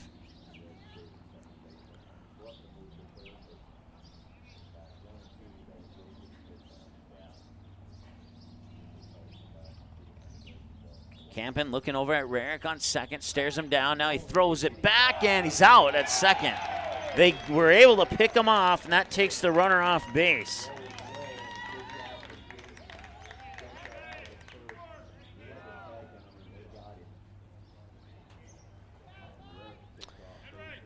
So now no runners on base, and remains a 1-2 count here to Caden Graf, and that eliminates the threat of tying the game. Unless he can hit a home run, then that'd be the other way to do it.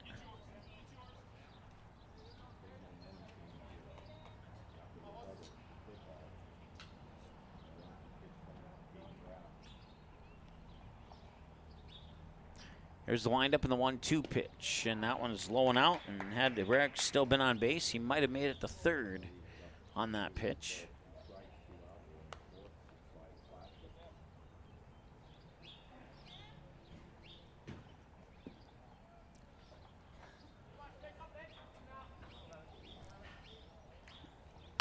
And this one, a hopping ball towards short. He'll pick it up barehanded, fire it over, and got it there in time for the out. Nicely done there by Gage Olson over to Drew Iverson for the 6-3 ground out. That ends the top half of the fourth. Due up for the Stars, or due up for Plattsmouth, excuse me, batters 2, 3, and 4. Gage Olson, Evan Miller, and Trent Elshire when we return after this.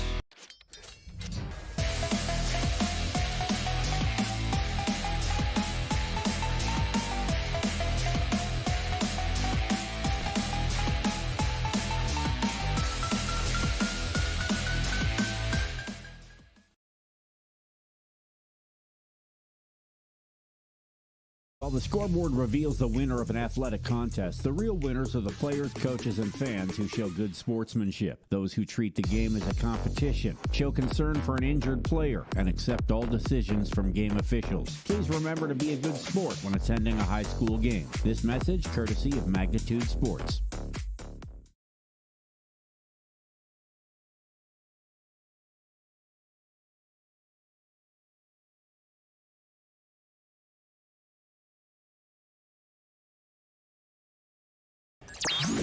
All right, Jacob Top had a great bottom of the third. We'll see if he can carry that over here. Striking out 2.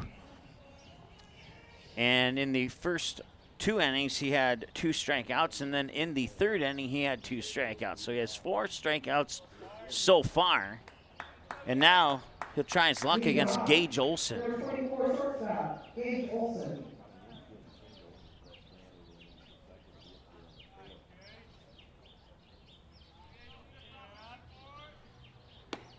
Pitch is outside for a ball to Gage Olson. He's 1 for 2. Reached on a fielder's choice and then reached on an infield single. 1 ball, no strikes. This Top winds up, and that one's hit deep to left field, and that might be trouble. It might be trouble. No, it's caught by the left fielder, and then he dropped it. So it was trouble after all. I'll see if they charge that as an error or not. His left.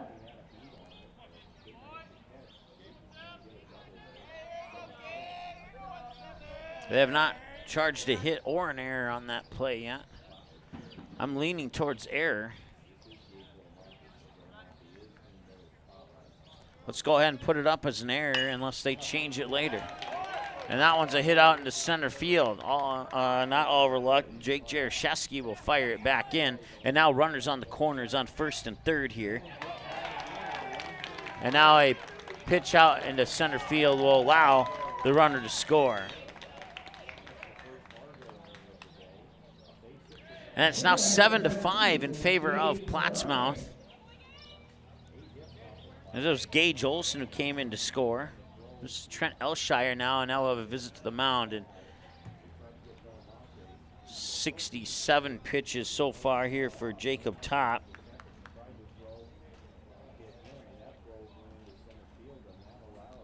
We'll update our stat book here.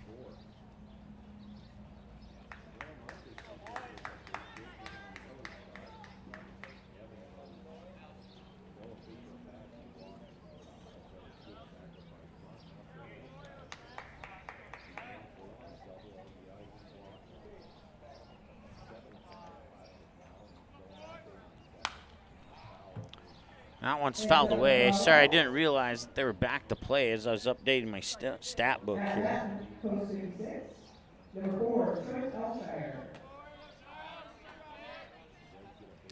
Trent Elshire 1 for 1, double to center, and he was walked last time he was at the plate.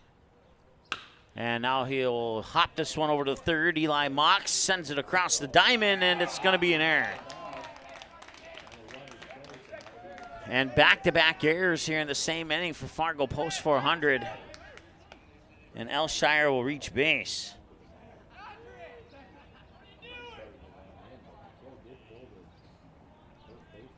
So runners on first and third, and it's the second error of the inning here for post 400. Now batting number 26, Kaden Hinton. Caden Hinton now. And this one grounded, and it'll make its way into center field. Scoring is Evan Miller, and that makes it 8-5, and head first slide into third, and he's safe, I think. Yep, is Elshire. So runners on the corners once again. Caden Hinton on with an RBI single to center field. Scoring Evan Miller, pushing Elshire up to third. And now it's 8-5, and I think that might be it for Top. Normally you don't put those words in the same sentence, but I just have a gut feeling here that that's going to be it. Yup, and it sure is. Jacob Top's day comes to an end. 72 pitches, 26 balls, 46 strikes. He's allowed 8 runs on a total of 9 hits.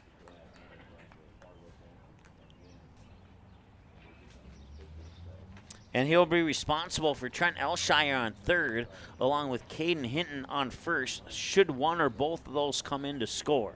And your new pitcher on the mound is Caden Graf. He'll come in from left field to take over on the mound. And then that means we'll have a new left fielder, and we'll try and tell you who that is here momentarily. So Caden Graf will take some warm-ups. We'll take a break, and we'll be back in a moment with more here on Magnitude Sports.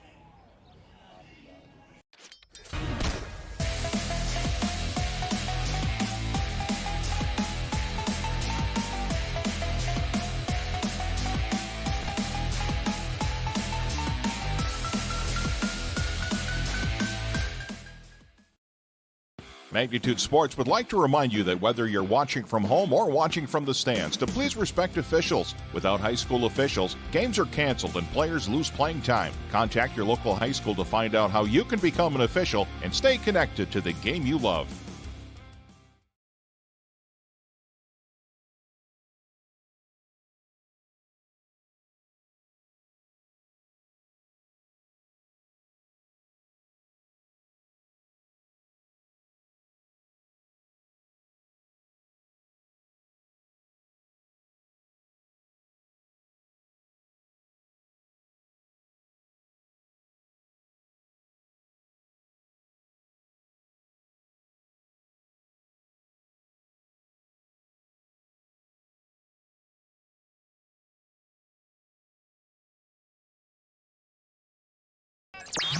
All right, Caden Graf, the new pitcher. He'll face Max Waters for his first batter. And the first pitch comes across for a ball for Caden Graf. The other defensive changes, moving out to left field is Nick Hosbargan. And then everybody else in their original spots. Eli Mock at third, Easton Rarick short, Matt Bryant second, Drew Rarick at first. The runner takes off, no throw will be made, and the runner will steal second. So runners on second and third now. Pitch came across as a strike. Max Waters one for 2 versus Jacob Top. He had a single, and then he would be a victim of a Buffalo Wild Wings strikeout. And now this is his first appearance against Caden Graf, and he has an even count at 1-1. And he'll rifle that one into center field, and that'll drop for a base hit. Coming in to score is Trent Elshire. Rounding third from second is Caden Hinton. And it's a 2-run RBI single for Max Waters to make the score 10-5.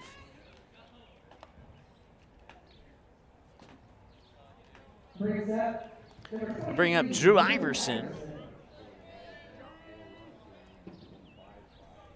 So runner on first, and the new batter is Iverson.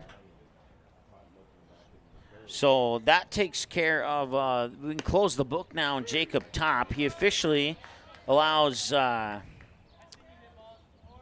runs on 9 hits. And now all runners moving forward will be the responsibility of Caden Graf, and that includes the runner on first right now.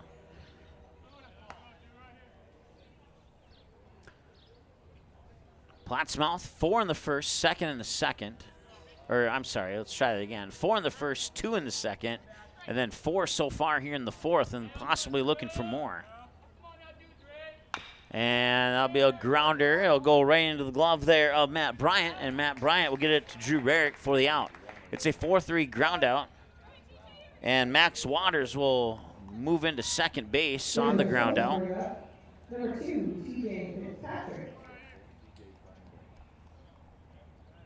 That puts one out on the board here, and it's TJ Fitzpatrick. He's had no luck as he struck out twice on a Buffalo Wild Wings strikeout for Jacob Top, and now we'll see if Caden Graf can continue that pattern or not. Graf looking back at Waters on second, winds and delivers, and that's fouled away for a strike, 0-1.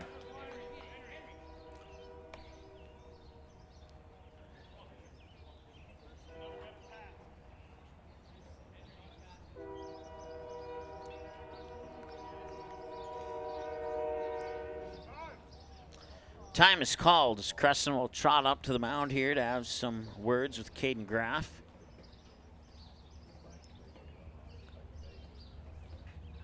Fargo post 400, getting out to a 4-0 lead in the top of the first, and Plattsmouth would equal that in the bottom of the first. We'd have 4 runs on 4 hits and 1 left on base for both teams after 1 inning of play. Fargo post 400, goose egg top of the second, while Plattsmouth put on 2 in the bottom of the second. Fargo responded with 1 in the top of the third and holding Plattsmouth scoreless in the bottom of the third. And then Fargo would be scoreless in the top of the fourth. And right now, Plattsmouth, with 1 out on the board, has 4 across the plate. And they have a runner on second as well. It's Max Waters. So he's in scoring position. And if Max Waters comes in to score, that'll be the first run charged to Caden Graf as Jacob Top officially gives up 10 runs on 9 hits. Not one of his best outings of the year, but everybody has an off day, and we'll hold that one against him. That one's hit hard to right field, and it's going to drift foul, and it's going to be in for strike 2.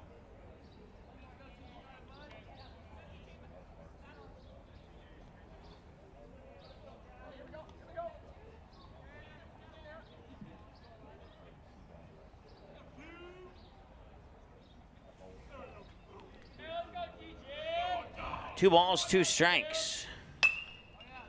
And that one's popped up. Backpedaling there is Matt Bryant, and he'll make the catch, and that's out number 2. So it's a pop out for Fitzpatrick. He's now 0 for 3. As Matt Bryant makes the catch at second, and that'll bring up the next batter, Henry Lunger. He's the catcher. Now Cressen will share some more words of encouragement here with Caden Graf. But they've been able to put up 2 outs on the board now.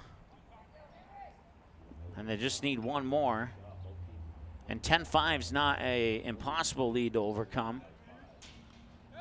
And that one goes into center field. I have no idea. It goes into right field, actually. And he'll round third, and now he'll go back to third. I'm not exactly sure where Caden Graf was throwing that one. I initially thought he was throwing it to the shortstop, and then it looked like maybe he was throwing it to the second baseman, Matt Bryant, who was playing closer to the bag, and he threw it right into right center field. That allows Max Waters to get to third. It'll be charged as an error to the pitcher, and it's the 3rd error of the game here for the Stars. Henry Lunger 0 for 0. He's been walked twice, and now he faces a 1-ball, no strike count. Max Waters on third, swing and a miss for a strike there, and it's 1-1. I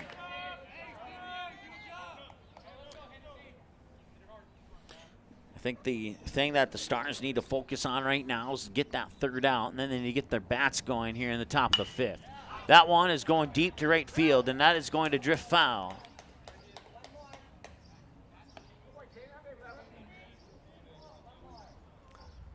So Caden Graf needs to sneak just 1 strike by this guy to end the inning. And they'll leave 1 stranded on base should that happen. Here's the 1-2. Just a little high, and it's 2-2. 2 balls, 2 strikes.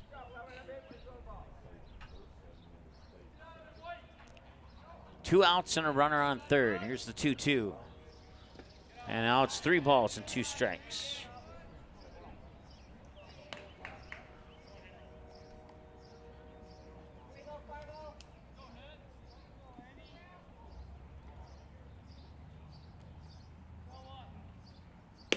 Swing and a miss, and he got him. They'll strand one on base, and that ends the 4th inning of play. Due up for the Stars, it's Hayden Cressen, Drew Rarick, and Caden Hinton, batters 5, 6, and 7. When we return from the break here on Magnitude Sports. Be right back.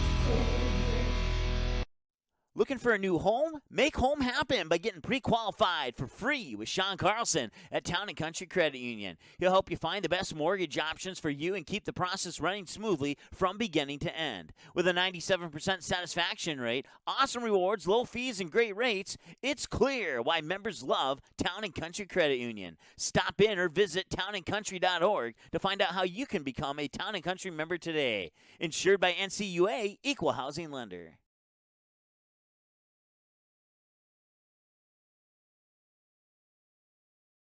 Magnitude Sports would like to remind you that whether you're watching from home or watching from the stands, to please respect officials. Without high school officials, games are canceled and players lose playing time. Contact your local high school to find out how you can become an official and stay connected to the game you love. All right, we're moving to the top of the 5th now. Sam Campen on the mound. Toss pitch 26 to start it off here against Hayden Cressen. We'll also see Drew Rarick and Caden Hinton this inning as well. The new right fielder is, I still don't know who it is. Looks like either 36 or 26, but I think 36 might be the second baseman. Let's see, left, center, right. It must be 26. No, that would be the third baseman. See if we can find out who's over in right field there.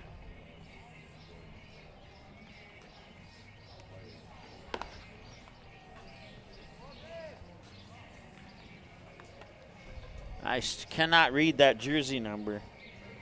The yellow blends in too much with the surroundings, believe it or not. Normally yellow on blue is an easy one to spot, but these numbers are almost merged.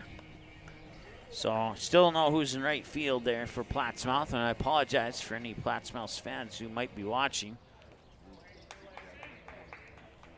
If you are watching, feel free to chime in on our chat and tell me who it is. It's Hayden Cressen, 0 for 1, dropped third strike, reached base on it, and then he also reached base on a walk, so he's reached base twice with no hits. There's pitch 1 down low for a ball, just barely, almost ricocheted off his shoestrings.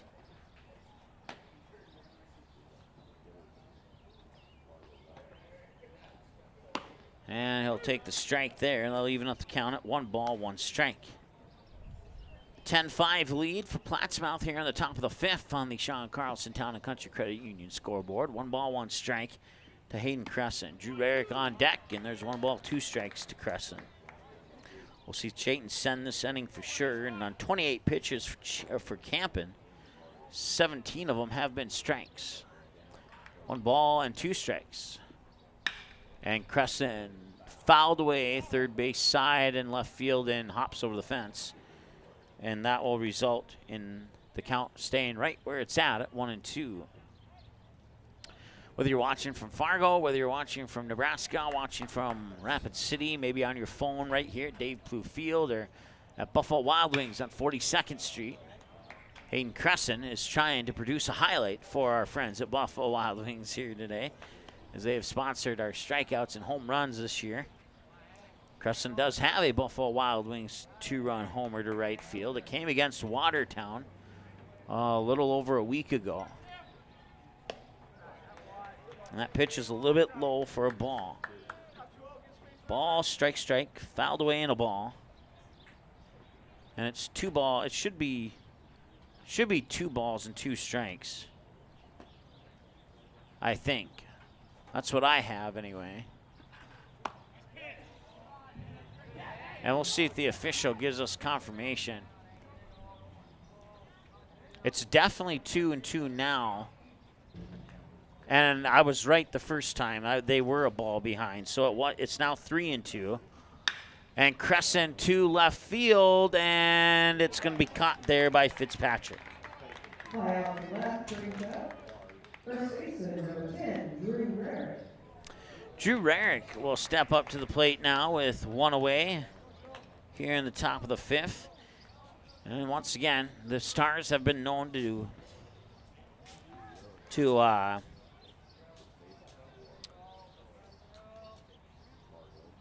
what's the word I'm looking for here? Produce some 2-out magic, but these last 2 games and this game have just not gone the way the games normally go here for the Stars.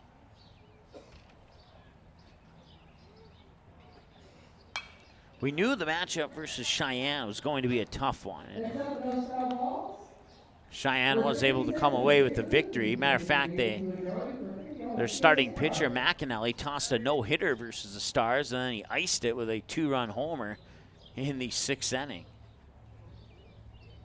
Not a bad way to get a no-hitter and a 2-run homer in the same game. This will likely be a ground out to third, and it will be. It's a 5-3 ground out. Hinton fires it across the diamond to Iverson. And it's 2 up, 2 down now here for the Stars, and it'll be up to Caden Hinton to start that 2-out magic that we've been talking about here for the Stars. 1 for 2 with a fly out to the shortstop and a single to left center over the head of the shortstop last time he was at the plate, and he takes a rip there and pays the price. Strike 1.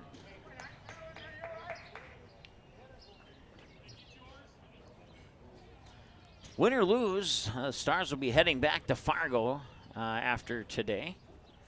They'll get a day off. Here's a hit to center field, and now drop for a base hit.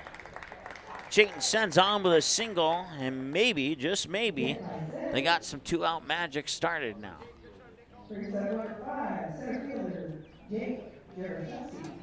Jake Jerichevsky, once again, win or lose, the Stars go back to Fargo tomorrow. They'll get a day off before they open the summer portion of their schedule against the Jamestown Post-14 Eagles at Jack Brown Stadium in Jamestown, the usual starting point of the season here for the Post-400 Stars. Geraszewski 0 for 2, pair of flyouts to center field. Now he takes the pitch at 0-1. The Astros are in action tomorrow. They take on Devils Lake at Starion Bank Field in Fargo. You can catch that game here on Magnitude Sports. And there's strike 2 to Geraszewski. Eli Mock is on deck if Jerichevsky can reach base.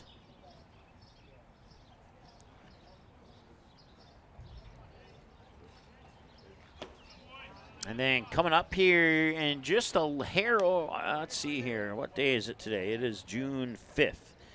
So just a day shy of a week on June 11th.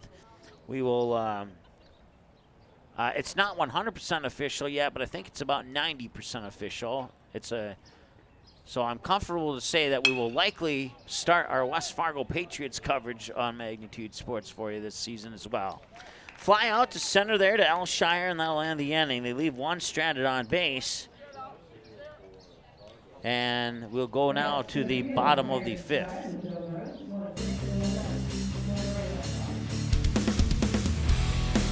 And due up for Plattsmouth, it's the top of the order batters 1, 2, and 3. Caden Graf will toss pitch 16 when we return for the break after this. Buying, selling, or leasing commercial real estate or farmland in the Fargo-Moorhead and surrounding area?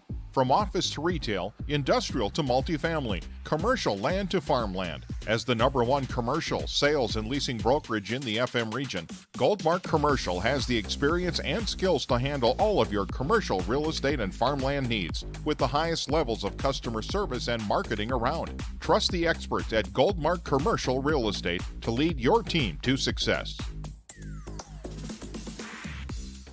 You may already know that at Close Mentor, you can shop great designer brands without the full designer price, and that you can bring your gently used items into Close Mentor and sell them for cash on the spot. Here's something else you should know. Buying and selling at Close Mentor aids in water preservation, reduces chemical pollution, decreases landfill waste, boosts your local community. That's right, it's resale, and it's better than retail. Be green and kind to the environment by selling your clothing and buying sustainable fashion for yourself.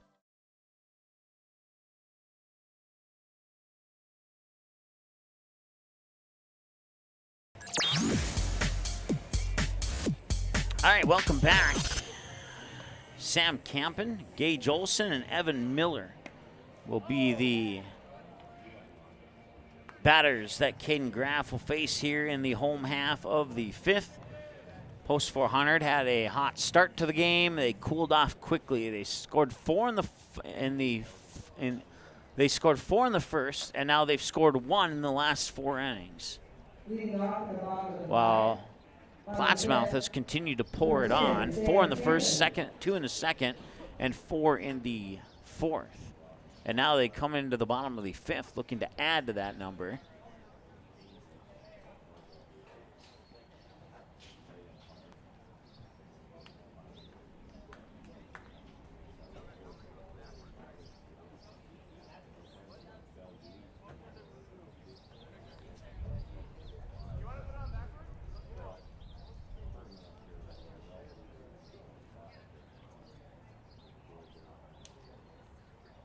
There's a short delay in the action here as Cressen gets his catching gear fixed up.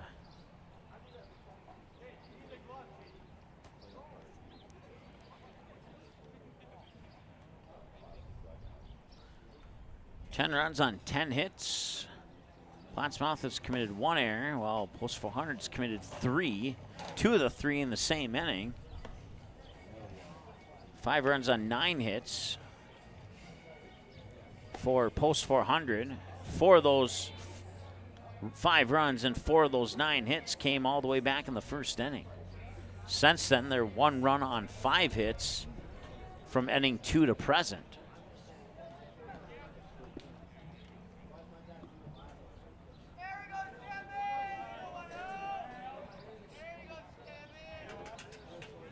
Here's the windup from Graf. He'll deliver, and it's going to miss for a ball, 1-0.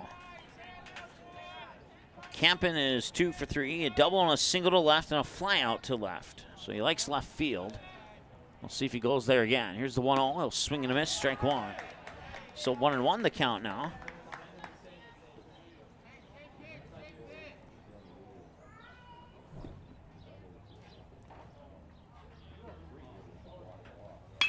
And this one will sneak into left field as well. So now he has a double and 2 singles and a fly out to left. It's another base hit. It's the 11th hit of the game here for Plattsmouth. Gage Olson 2 for 3, reached on a fielder's choice, has an infield single and a double to left center. Just a triple and a home run shy of the cycle. And a hopper to third, and they'll throw it up to second, and they'll get the force out at second. So they did not attempt to turn the double play.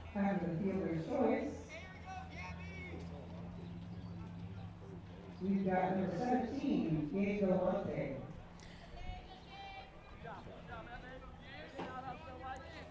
Evan Miller, the batter now. Oh, wait, no, we got a different batter.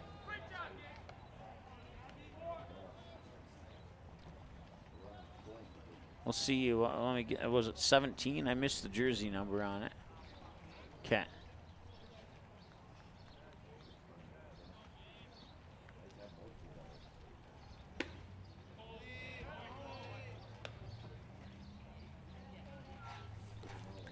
So Gage Olson reaches base on a fielder's choice, then he steals second.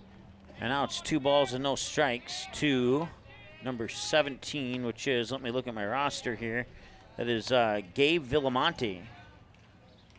Gabe Villamonte with 2 balls and no strikes. Make it 3 balls and no strikes now here for Gabe Villamonte. And the pitch. Got it in there for a strike. It was not a strike. It was a ball 4 walk. So now runners on first and second here for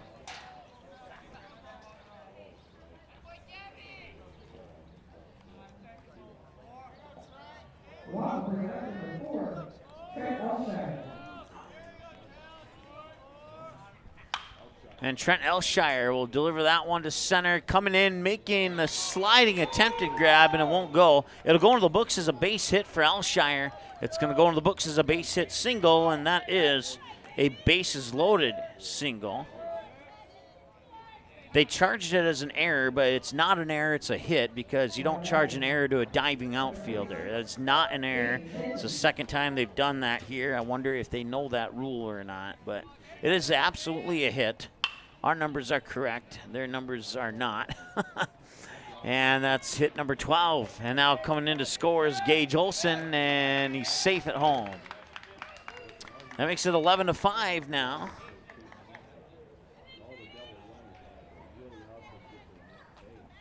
And the bases remain loaded on an RBI single by Hinton.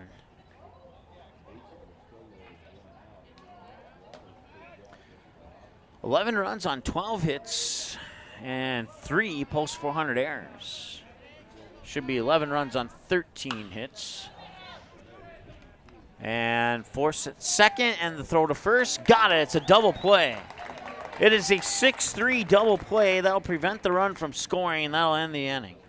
They'll leave, let's see here, they'll leave 2 on base as a result, and that will end the 5th inning of play.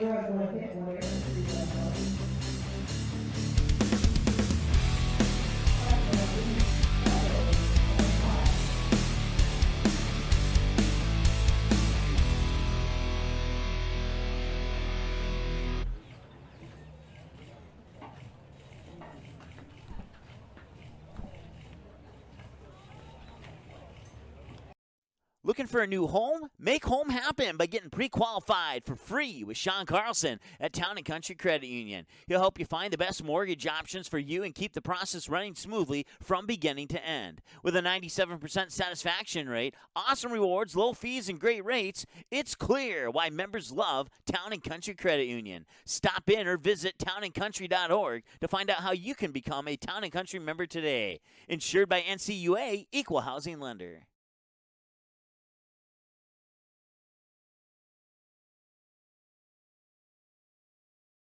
You may already know that at Close Mentor, you can shop great designer brands without the full designer price, and that you can bring your gently used items into Close Mentor and sell them for cash on the spot. Here's something else you should know. Buying and selling at Close Mentor aids in water preservation, reduces chemical pollution, decreases landfill waste, boosts your local community. That's right, it's resale, and it's better than retail. Be green and kind to the environment by selling your clothing and buying sustainable fashion for yourself.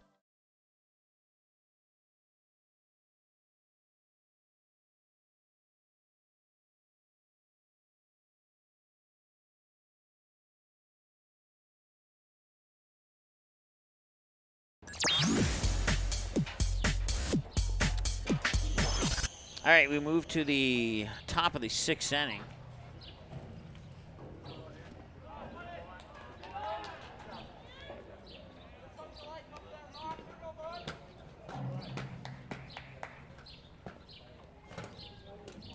Post 400 has left 6 on base. Plattsmouth has left 7 on base. 1 ball, 1 strike. The batter's Eli Mock. And an 11-5 lead here. 11 runs on 13 hits and 3 post 400 errors. And that one's a chopper towards third, and it's going to be picked up there by Hinton and thrown over to Iverson for a 5-3 ground out.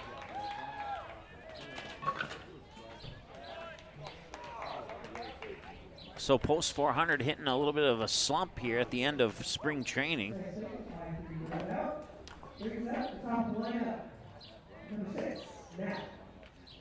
See if they can get out of the slump moving into the summer portion of their schedule coming up here in 48 hours from now. They were able to sweep the Jamestown Eagles last year in the doubleheader opener in Jamestown. And we'll see if they can do it again this year or not. Certainly be a confidence booster if they could after dropping 2 in a row, possibly 3 in a row, unless something clicks here pretty soon.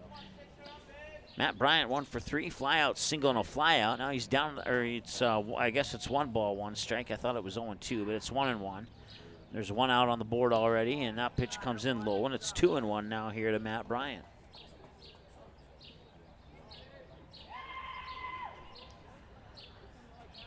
Some comments on YouTube saying, "What's going on here?" Great question. I don't have an answer for you.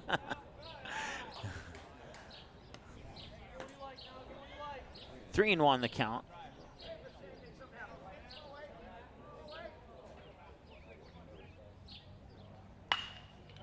And he'll deliver a hit out into center field. It's a little spark of hope. Nick Hosbargan. We'll see if he can provide a second spark. You get enough sparks to start a fire, and they might be back into this game. So they got one spark already.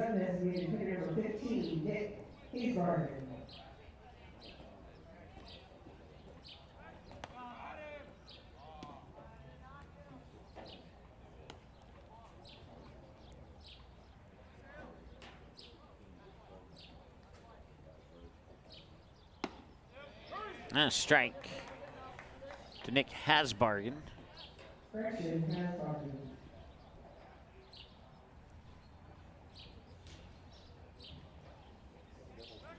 Pickoff attempt at first. Matt Bryant is back. Last time Matt Bryant was on base, he got picked off on a pickoff attempt at second. And that represented at the time the tying run when Plattsmouth was up 6-5. Going to right field, he'll drop for a hit. And heading into third is Matt Bryant, and now he's going to get caught in a rundown between second and third. And he'll fall down, and he'll be tagged out again.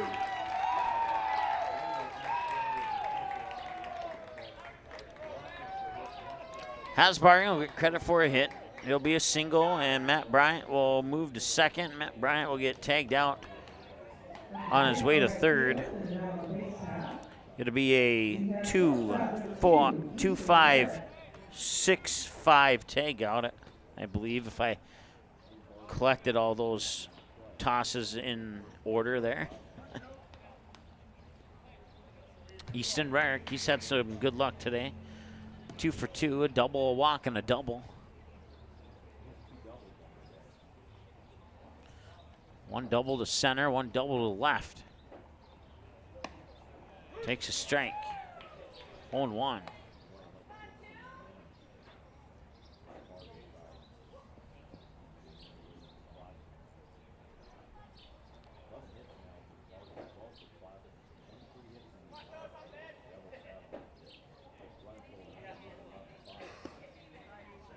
That's slowing out for a ball. 1-1 the count now.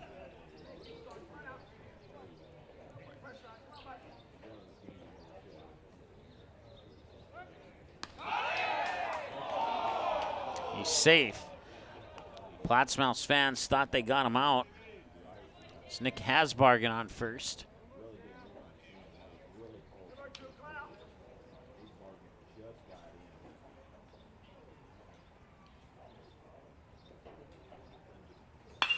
And that one's going to center field, and it's going to go right into the glove of Trent Elshire, and that is the third out.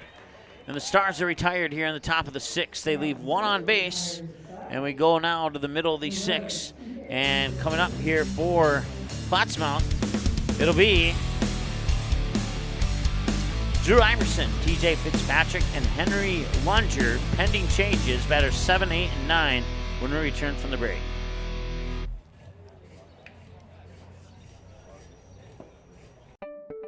Signorama of Fargo is the trusted, preferred signage vendor of NDSU athletics. The global leader in the sign and graphic industry, Signorama is the way to grow your business. Competitive prices, free consultations and estimates, signage solutions that fit your budget. Signorama is locally owned and committed to community support. Trusted by the Bison, be a championship business with Signorama. Call or go online at sarvalley.com. Why do I choose to work here? It's the people. It's the feeling that you get when you've been gone for a weekend and everybody's genuinely happy to see you and you're so happy to see them too. They are wonderful. The staff is wonderful. They are so friendly. They're so happy all the time. It's a family. It's just that overall culture that we have. It's a great culture and I'm very lucky to be a part of it. Your full life happens here at Touchmark.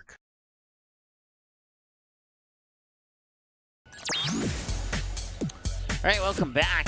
We head to the bottom of the sixth here. It's a 6-run difference here, and Plattsmouth will look for some insurance runs to add to that 6-0 or that 6-run lead that they have. Drew Iverson, scheduled batter, and it is indeed Drew Iverson stepping up to the plate. Leading off the class now, number 23, Drew Iverson.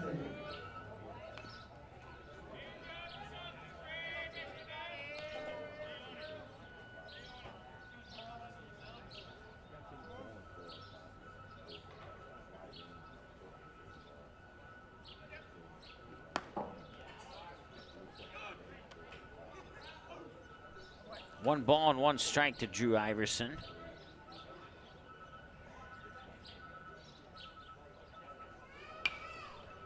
That one's fouled away.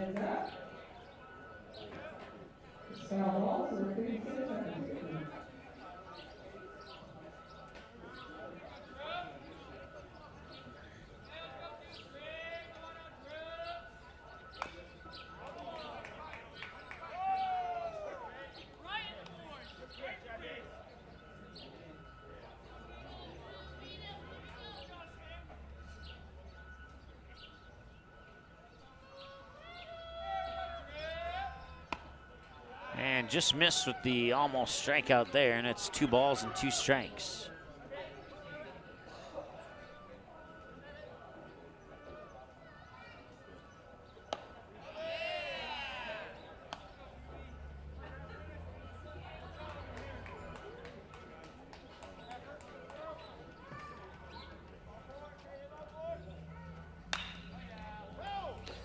That one's fouled away off the first base side.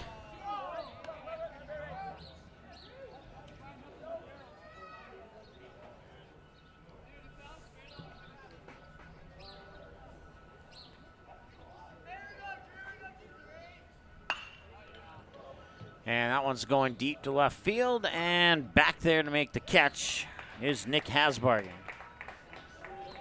Out number 1.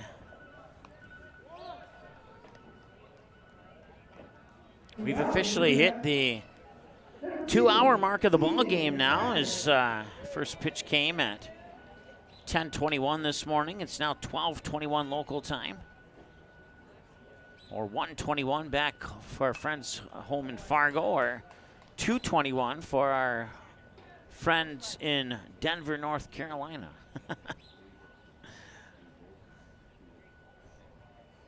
Now 22.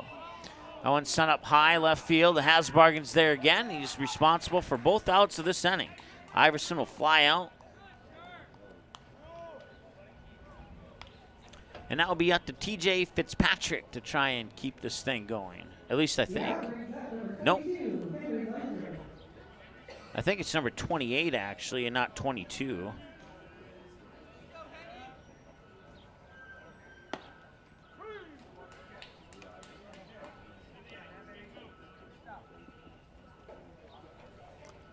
Yeah, I'm not sure who's at bat there. I don't have that jersey number in my roster.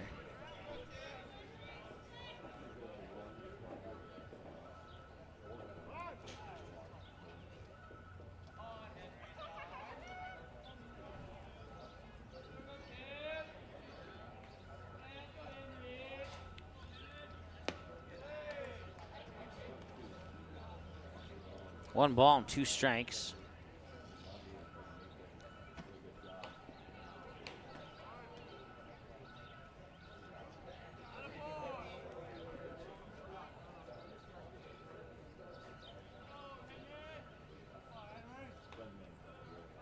And the 1-2. Ooh, that nearly hit him. Number 22, it's Henry Lunger.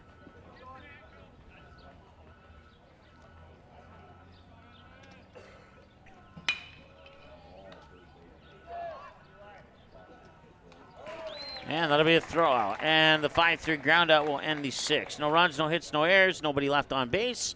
And we'll go to the top of the 7th. Last chance for the Stars when we return after this. Here on the Magnitude Sports Media Network, it'll be the middle of the order. Batters 4, 5, and 6. Pending changes, it's likely Caden Graf, Hayden Cressen, and Drew Rarick. When we return after this, here on Magnitude. Signorama of Fargo is the trusted, preferred signage vendor of NDSU athletics. The global leader in the sign and graphic industry, Signorama. Looking for a new home? Make home happen by getting pre-qualified for free with Sean Carlson at Town & Country Credit Union. He'll help you find the best mortgage options for you and keep the process running smoothly from beginning to end. With a 97% satisfaction rate, awesome rewards, low fees, and great rates, it's clear why members love Town & Country Credit Union. Stop in or visit townandcountry.org to find out how you can become a Town & Country member today. Insured by NCUA, Equal Housing Lender. While the scoreboard reveals the winner of an athletic contest, the real winners are the players, coaches, and fans who show good sportsmanship. Those who treat the game as a competition, show concern for an injured player, and accept all decisions from game officials. Please remember to be a good sport when attending a high school game. This message courtesy of Magnitude Sports.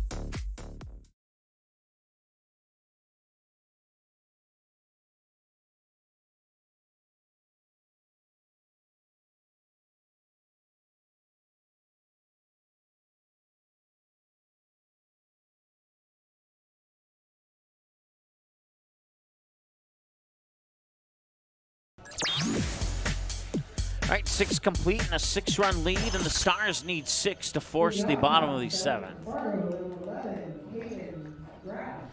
I was just informed that somebody was talking about this being a 9-inning game. If that's the case, I have not been made aware of that. As far as I know, this is the final half inning unless the Stars can score 6. We're at 2 hours and 4 minutes, time of the game thus far. The Stars got 4 in the first, 1 in the third, and none since.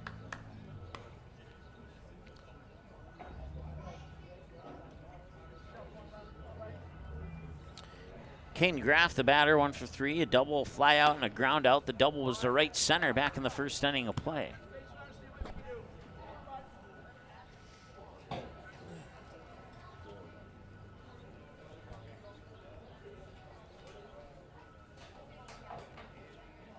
And the 2-0.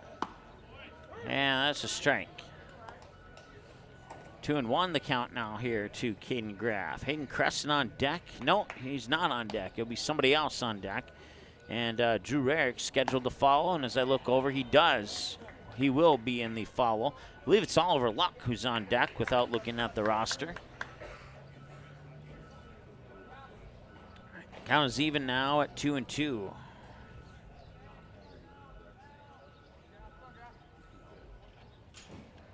Swing and a miss for a strikeout, and that's out number 1. It's a Buffalo Wild Wings strikeout for Sam Campen. And Oliver Luck will take over in the number 5 spot for Hayden Cressen.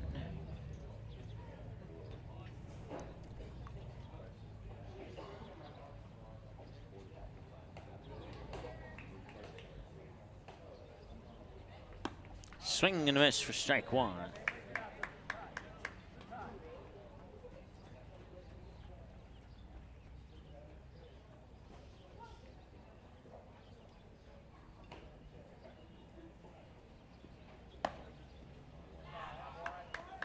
One ball, one strike.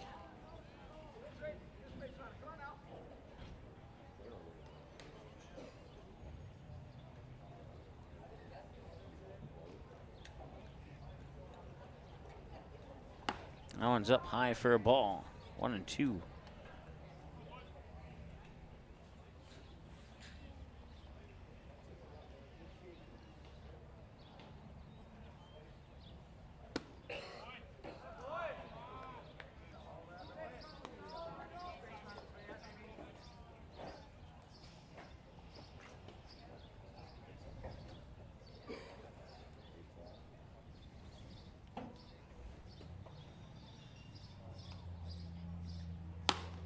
And he'll walk him.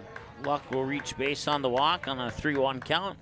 Drew Rarick's 2 for 3. A single to left, single to right, and a ground out to third on his 3 trips to the plate so far. And at the 2-hour, 7-minute mark of the ball game, he'll make plate appearance number 4 of the game.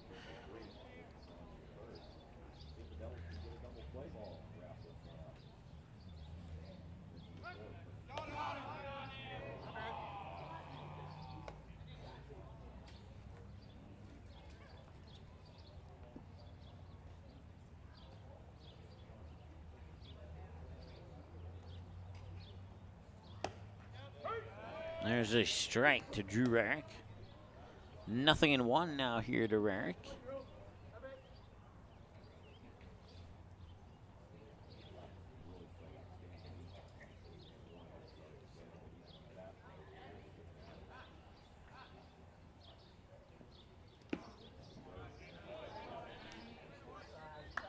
One and one now here to Rarick.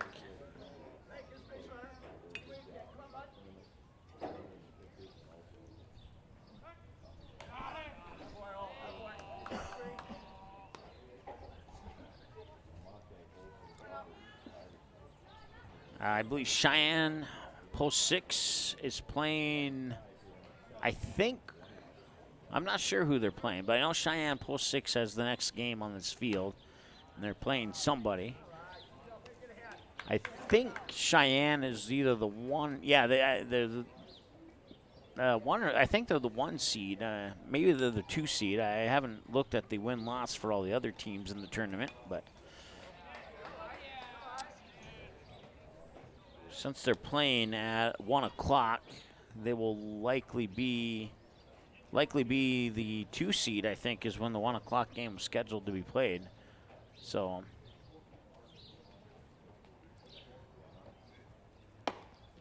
and now it's throw up to first as the pitch comes across for a ball. It's 2 balls, 2 strikes.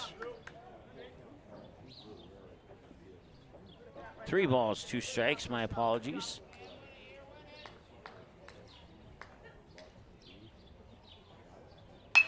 And that one's hit hard to right field, and it'll drop for a base hit. Rounding second is Oliver Luck. He'll head into third. They'll hold him there. And 1 out, and runners on the corners here for the Stars on the hit by Drew Rarick to right field. And now that brings up Caden Hinton.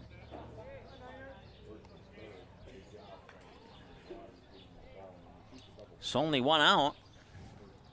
We'll see if Post 400 can't squeeze a few runs in across the plate here.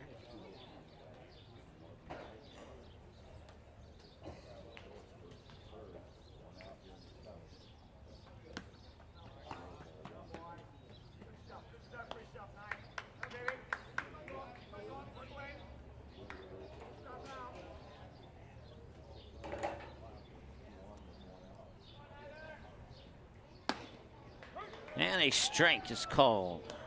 1-1 to Caden Hinton. He's 2 for 3. Fly out to the shortstop. Since then, a pair of singles. 1 to left field, 1 to center field. And the 1-1 count. And this one is also another single to center field. It will score. Oliver Luck, and that'll put runners on first and second. And it's 11-6. Next scorer run, bring up center fielder number 5, Jerichevsky. So now a visit to the mound here for Plattsmouth, and looks like that will do it for Sam Campen. 70 pitches, 28 balls, and 42 strikes for 2 hours and 11 minutes into the ball game. We'll have a new pitcher here for Plattsmouth. Campen will be responsible for Drew Rarick on second and Caden Hinton on first should they come around and score. It's 11-6 as both teams now have 13 hits on the board. 26 hits in this game between the two teams combined and 17 runs. And we will take a timeout and we'll be back here when the new pitcher is done warming up.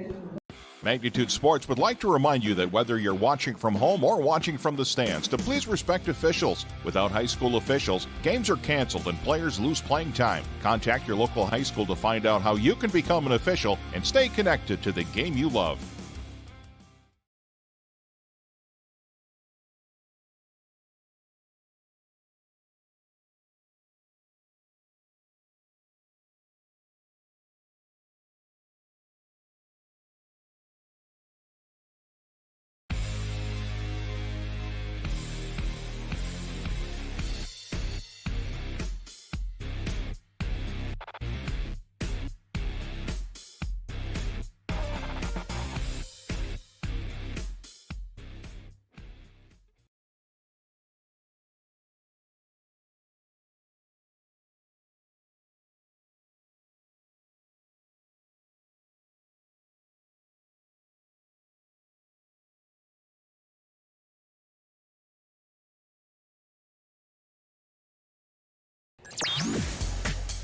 All right, the Stars have scored 1 here in the top of the 7th. And as soon as they scored that run, Plattsmouth made a visit to the mound, made a change in the pitcher. Trent Elshire will come in from center field to take over on the mound. He's warming up right now. And Nate Kramer will come into the game from the dugout, and he'll take over in center field. So Nate Kramer is the defensive change in center field. Trent Elshire moves on to the mound. And Elshire will face the 0-for-3 Jake Jerichevsky. Fly out, fly out, fly out. A trio of flyouts all the way, all of them to the now pitcher, Elshire, out in center field. So now we'll see how Jerichevsky does against Elshire as a pitcher, because he had no luck against Elshire as a center fielder. And the pitch comes in low for a ball. 2 runners on, Drew Rarick on second, Chayton Sen on first.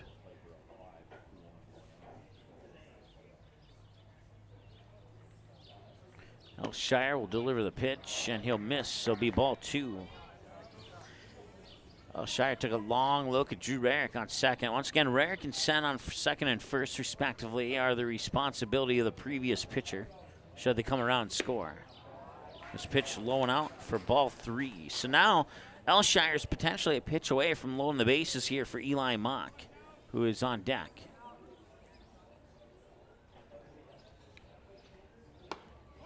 Takes a strike, cashes in on that free strike coupon. 2 hours and 15 minutes, time of the game so far.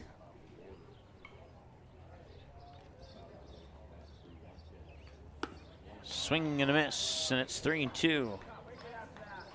1 out, and a big pitch coming up here for Elshire. If he can get the second out, or if he'll walk them, or maybe worse, give up a base hit and maybe a run.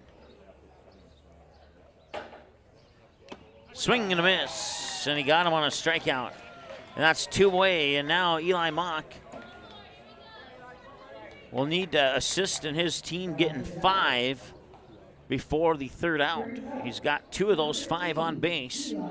Matt Bryant, Nick Hosbargan, scheduled batters coming up after Eli Mock. With 2 away, would return to the top of the order if Mock can reach base. Mock 0-for-3. He had a ground out to third, a fly out to the second baseman, and a ground out to short. And the ground outs were in reverse order. Short first, fly out second, and ground out to third. 1 ball and 1 strike to Eli Mock. Stars score their first run since the 3rd inning. And they find themselves down 5, and they find themselves down to the final strike. They will need to avoid a strikeout here to keep this game going. Swing and a miss. It's a drop 3rd strike. He'll throw him out, and they'll do it. They'll strand 2 on base. And that'll be your final score.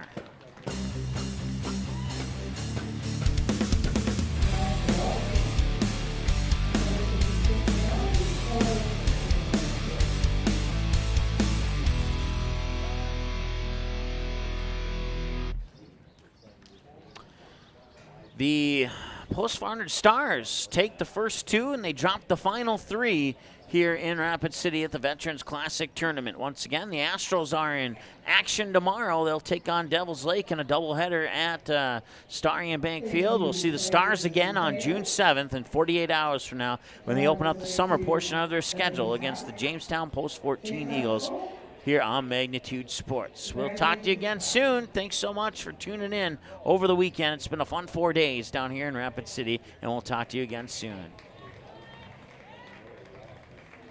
Seating has been a presentation of the Magnitude Sports Network.